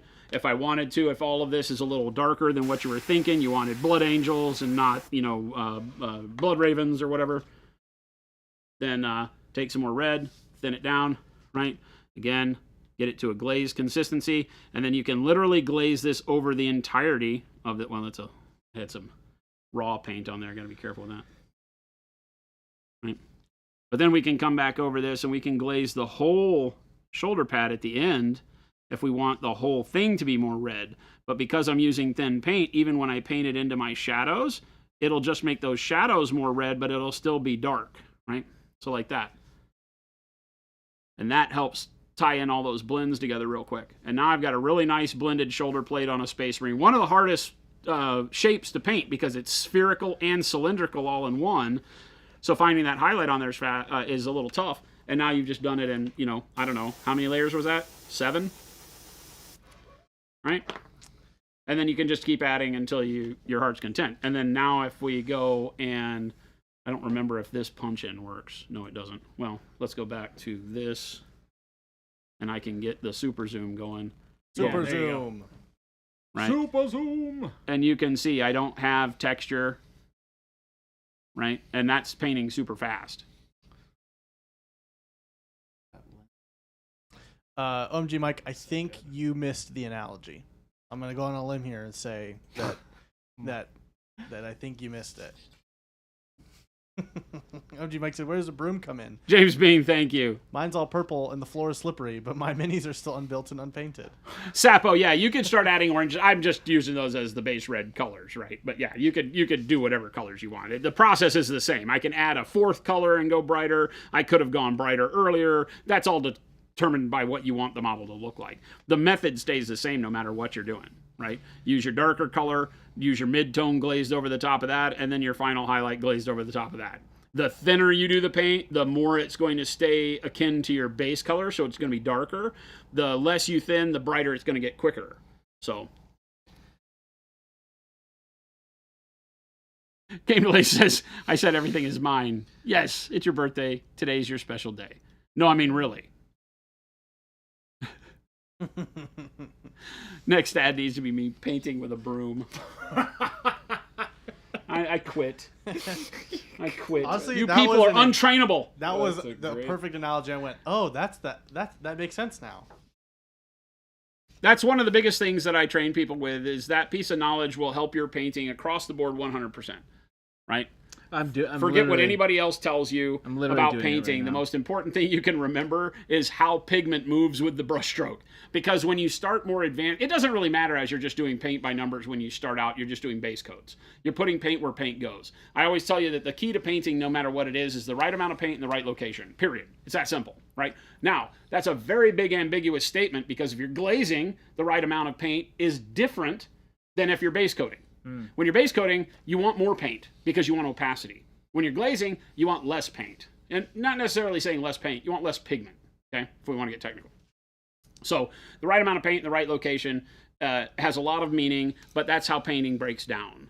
And in order to get it in the right location, the biggest component is moving your brush in the right direction, right? A lot of people I watch will be like, hey, I'm going to paint the highlights on her nose, and they'll start because your brain wants to say, okay, we'll put the paint where you want it on the nose. And so you'll start here, and then you'll pull your brush down towards the area that you don't want that color, and that's actually working against you, heavily working against you, right?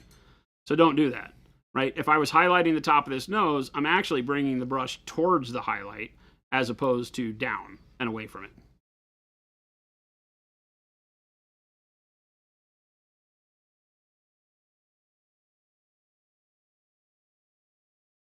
Balthorn says, I'm losing it somewhere in the thinning, fighting the palette or the paint seems to be a theme for me. You're losing it in the thinning? Fighting the palette or the paint seems to be a theme for you. Are you wicking the paint off your brush? Like you saw me doing here. This step is ultra crucial. Whether it's on your thumb like me because I'm a Neanderthal or on a paper towel. Right? If I go over here, let's grab that model again. Yep. Right? And let's look at like here on the greave, right, on the back here. If I thin and I go and grab burnt red, right, and I pull it down into a thin glaze, right, and I've got a lot of paint on my brush, and I start trying, I haven't wicked it away. This is just water on the brush and paint, and I start trying to paint with that. The first thing I notice is there's a lot of material here. There's a big droplet right there. Do you see that? Big wet spot. How do you move that around the model? Now I got way too much liquid on the brush. And so now it's giving me very splotchy color. That could lead to texture, right? It's just too much, right? Too much material, too wet, uncontrollable, right? So that becomes a problem. I'm having to paint maybe more than I want. I can go dry the brush off and come back and try to mop it up, but then I get splotchiness, right? Because it tears the paint. So that makes it look crappy, right? Versus, I don't really have another good unpainted spot, do I? We'll do like the front of his leg here. Versus doing the same thing, right? Water on the brush, get that same exact paint, and now instead of going directly to the model, come over here and take most of it off. Seems completely senseless, right? Now I go and I paint here, and I don't have big droplets of paint. I don't get near as much color immediately, but the smoothness of it is guaranteed. And because I'm moving my brush to where I want the pigment to be, I get that blending instantaneously, right? And so now I've got a really good start on a base, right? Because all that droplet of pigment is exactly where I want it, as opposed to back here, it was all over the place. And so here I get this real cloudy coat. It's hard to control. I could go back over it and try to thin it, but it becomes frustrating, right? So this is super important. It feels wasteful, but when you're glazing, layering, filtering, it is like probably the equal to the way you move your brush or just secondary to it. You don't want to attack the model with too much material on the brush because it's uncontrollable. You saw how up here I wicked it away and we get a really nice smooth transition everywhere as opposed to cloudy, chunky, textured paint. But if you just take it and attack it with all that texture or all that paint on the brush, then the paint becomes uncontrollable. The pigment settles into big spots. It's like it's putting too much wash on a model, and it winds up with like spots that are darker than they should be for no apparent reason. That's just because there's too much pigment and it has nowhere to go, right? You've got too much water sitting on the model, and the pigment just kind of floats where it wants to be when you have it over wet. So you want to be painting as dry as possible. That's a bad term because we also have dry brushing, so the paint is still wet, but hopefully that helps.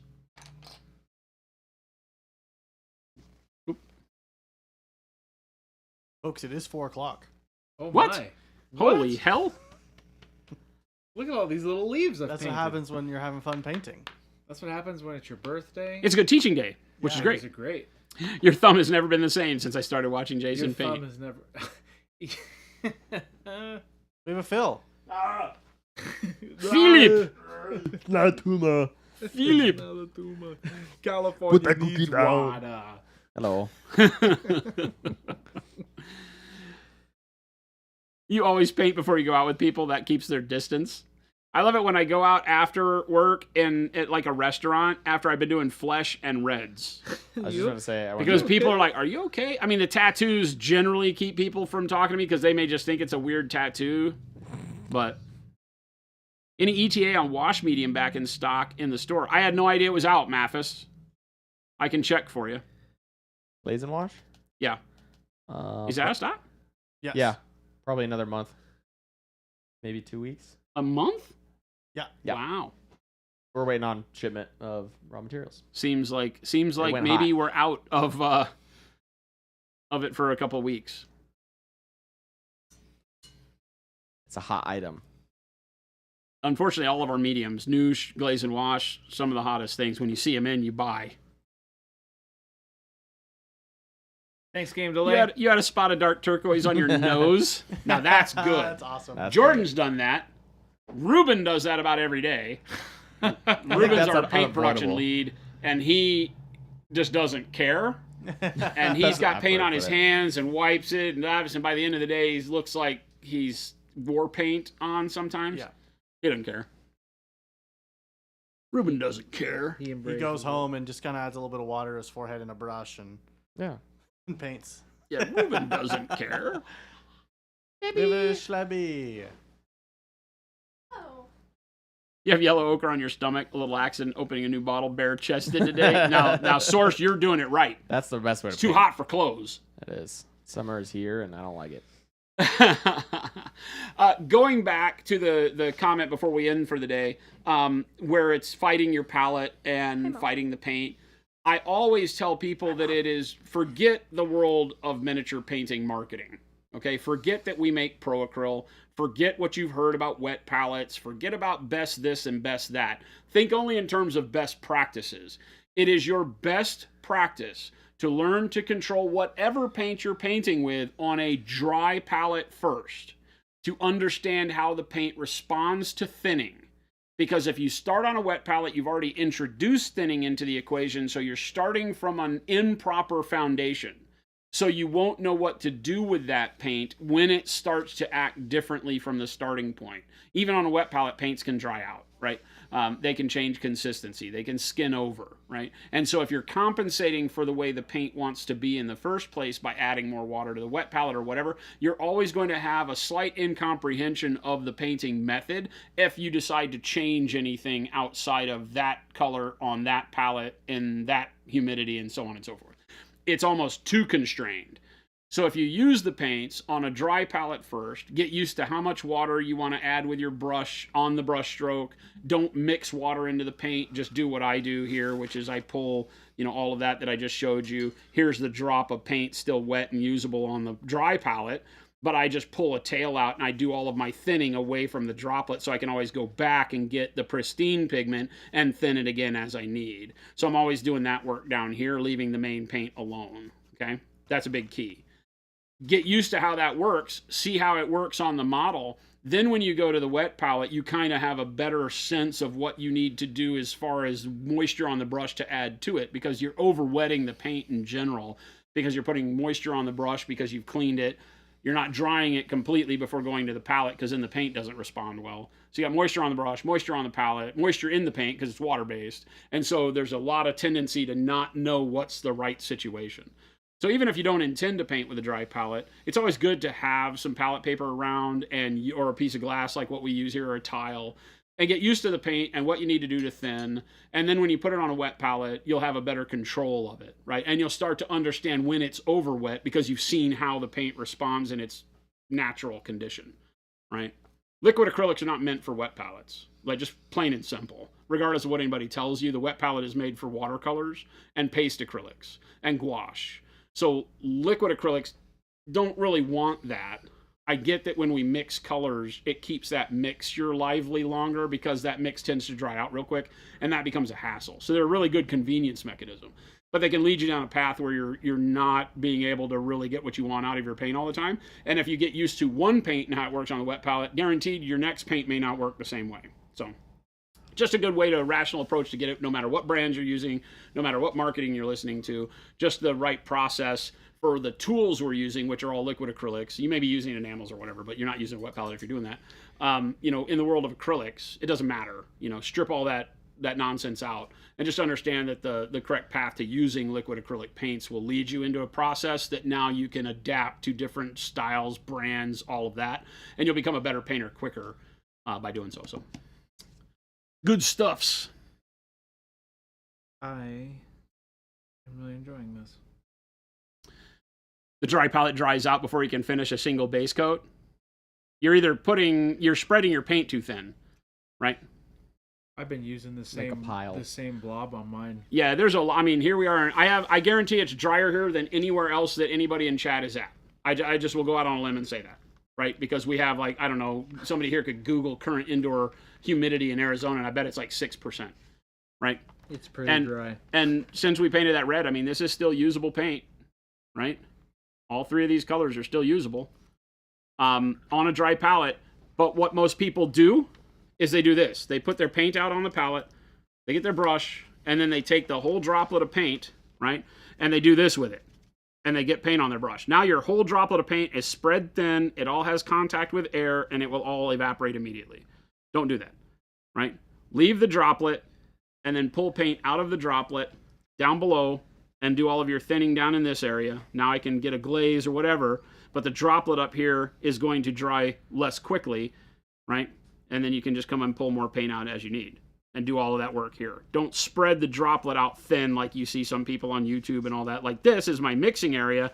The paint is up here, right? So I can still go back and grab some. These are starting to dry out. So, because these have been out here for 2 hours, right? So those are starting to dry. This But even the red, there you go. Red's good. this blob of green. If you guys have been That watching, yellow me, ochre's pretty solid, but it's got paint underneath it. if you've been watching me paint my leaves, this has been the same blob that I've started with, and then I've just been slowly pulling it with water. So work your paint away from the droplet, and your paint will last you a whole lot longer. Game delay. If 102 is excessive heat, then yes, but that's nothing. This is early summer. 115 is where we start to say Those are no. rookie numbers. 102 gonna say, is nice compared In July, it's 102 at 4 in the morning. I was gonna say Before we the get sun is like up. we get like over a month of if you're in that other part of the world, we get over a month of like 43 to 44 C Yeah. It's pretty rough. in the summer We have no precipitation expected in the next 10 days. at like 6 or 7% humidity. So it's when people say it's a dry heat, I think we're we're not at 7. joking. I looked at it. We're not joking. We're dying. Send help. Yeah. Send water. Send water. Send water. Yeah, the bigger problem in Arizona what are is you dehydration. talking about? Seriously. We dry out and then we get the shakes. We dry out. Yeah. Groovy. Don't worry about your paint. Thank worry you about so your much. body. The summers are great. I lose like. Valthorn 15 says pounds synthetic of or water sable, weight. which works best with PA? Yes. Both. I paint strictly with our synthetics, so our pro synthetics. The white-handled ones are test brushes as we test new sizes and such, but they're all the same brush. I exclusively use our pro synthetics on everything that I paint. Jordan, who's not here today, uses exclusively our sables. That's and not pretty true. much a sable 3.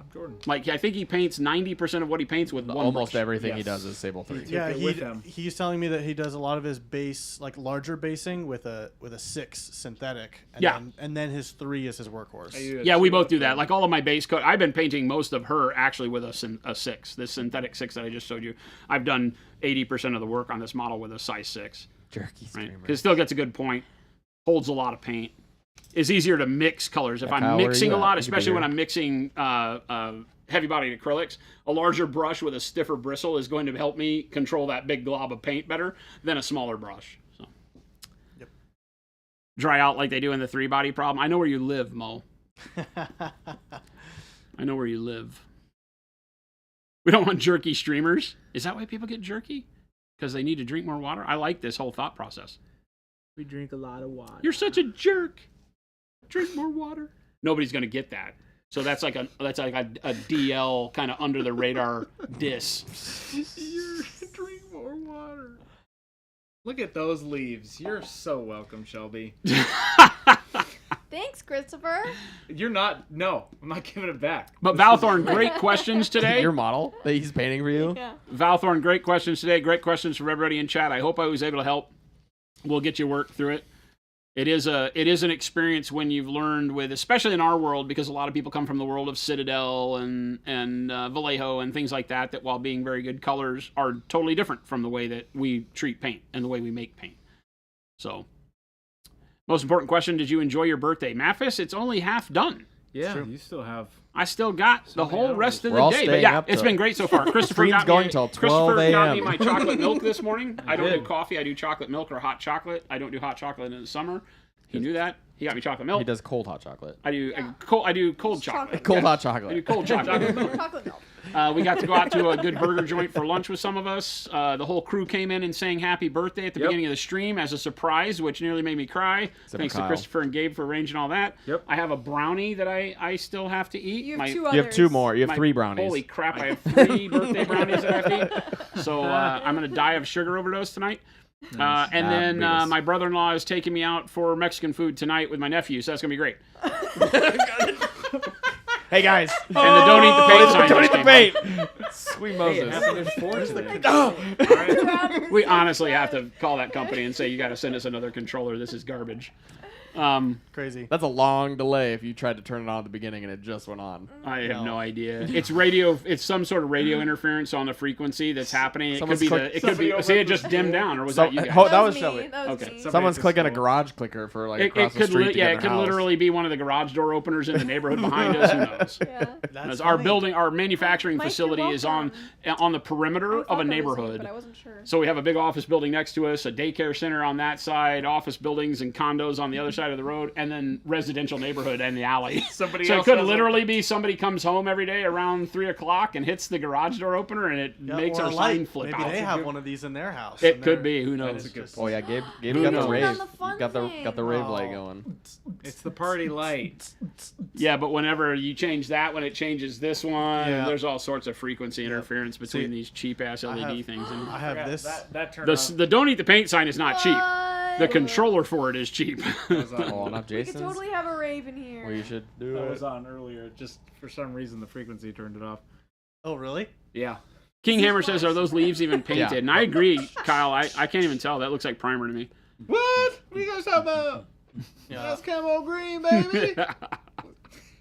Yeah, but it's been a great birthday. Thank you, everybody, Yeah. for hanging out and chat and wishing me a welcome. happy birthday. Happy birthday, Jason. Enjoy the sale. Remember, we do have going on at the store right now, Miniatures. which Gabe is about to throw links up in chat. On monumenthobbies.com, we're doing the Mondo Miniature Madness sale starting today and going through until I'm done having it be there.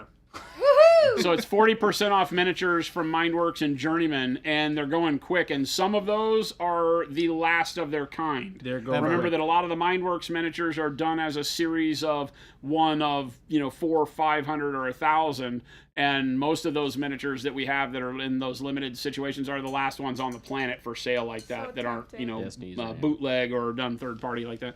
So lots of really cool stuff. Pick those up. Thank you so much for supporting us like that.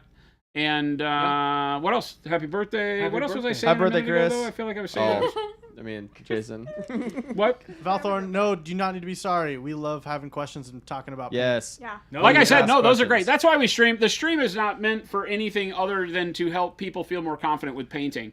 The more of our products we can get in front of you, the better. As you've seen, we paint with our products unfiltered. There's no tricky gimmicks or anything going on here. We'll expose whatever you want to see. We're here to help you regardless of the products you're using. Hopefully you'll give us a shot sometime. So questions are great. They've been fantastic. We got to show off some really cool stuff. Hopefully what we showed you with, doing the reds and such will help. So keep it up. Paint more. We're going to find somebody to raid. Stick around for some more hobby goodness. Make sure to drop a follow if you have not already, and join us on the Discord where 24/7 you can put up with me. That's always fun. And I'm going to go home and cry because my significant other went on vacation on my birthday Oh, and left me sad. here. Why I would need Gabe everybody do to that? remember Aw. who loves you, chat. Who's not in San Diego on the beach right now. This guy. That guy. Love your faces, gang. We'll see you later. Bye, everybody. Bye.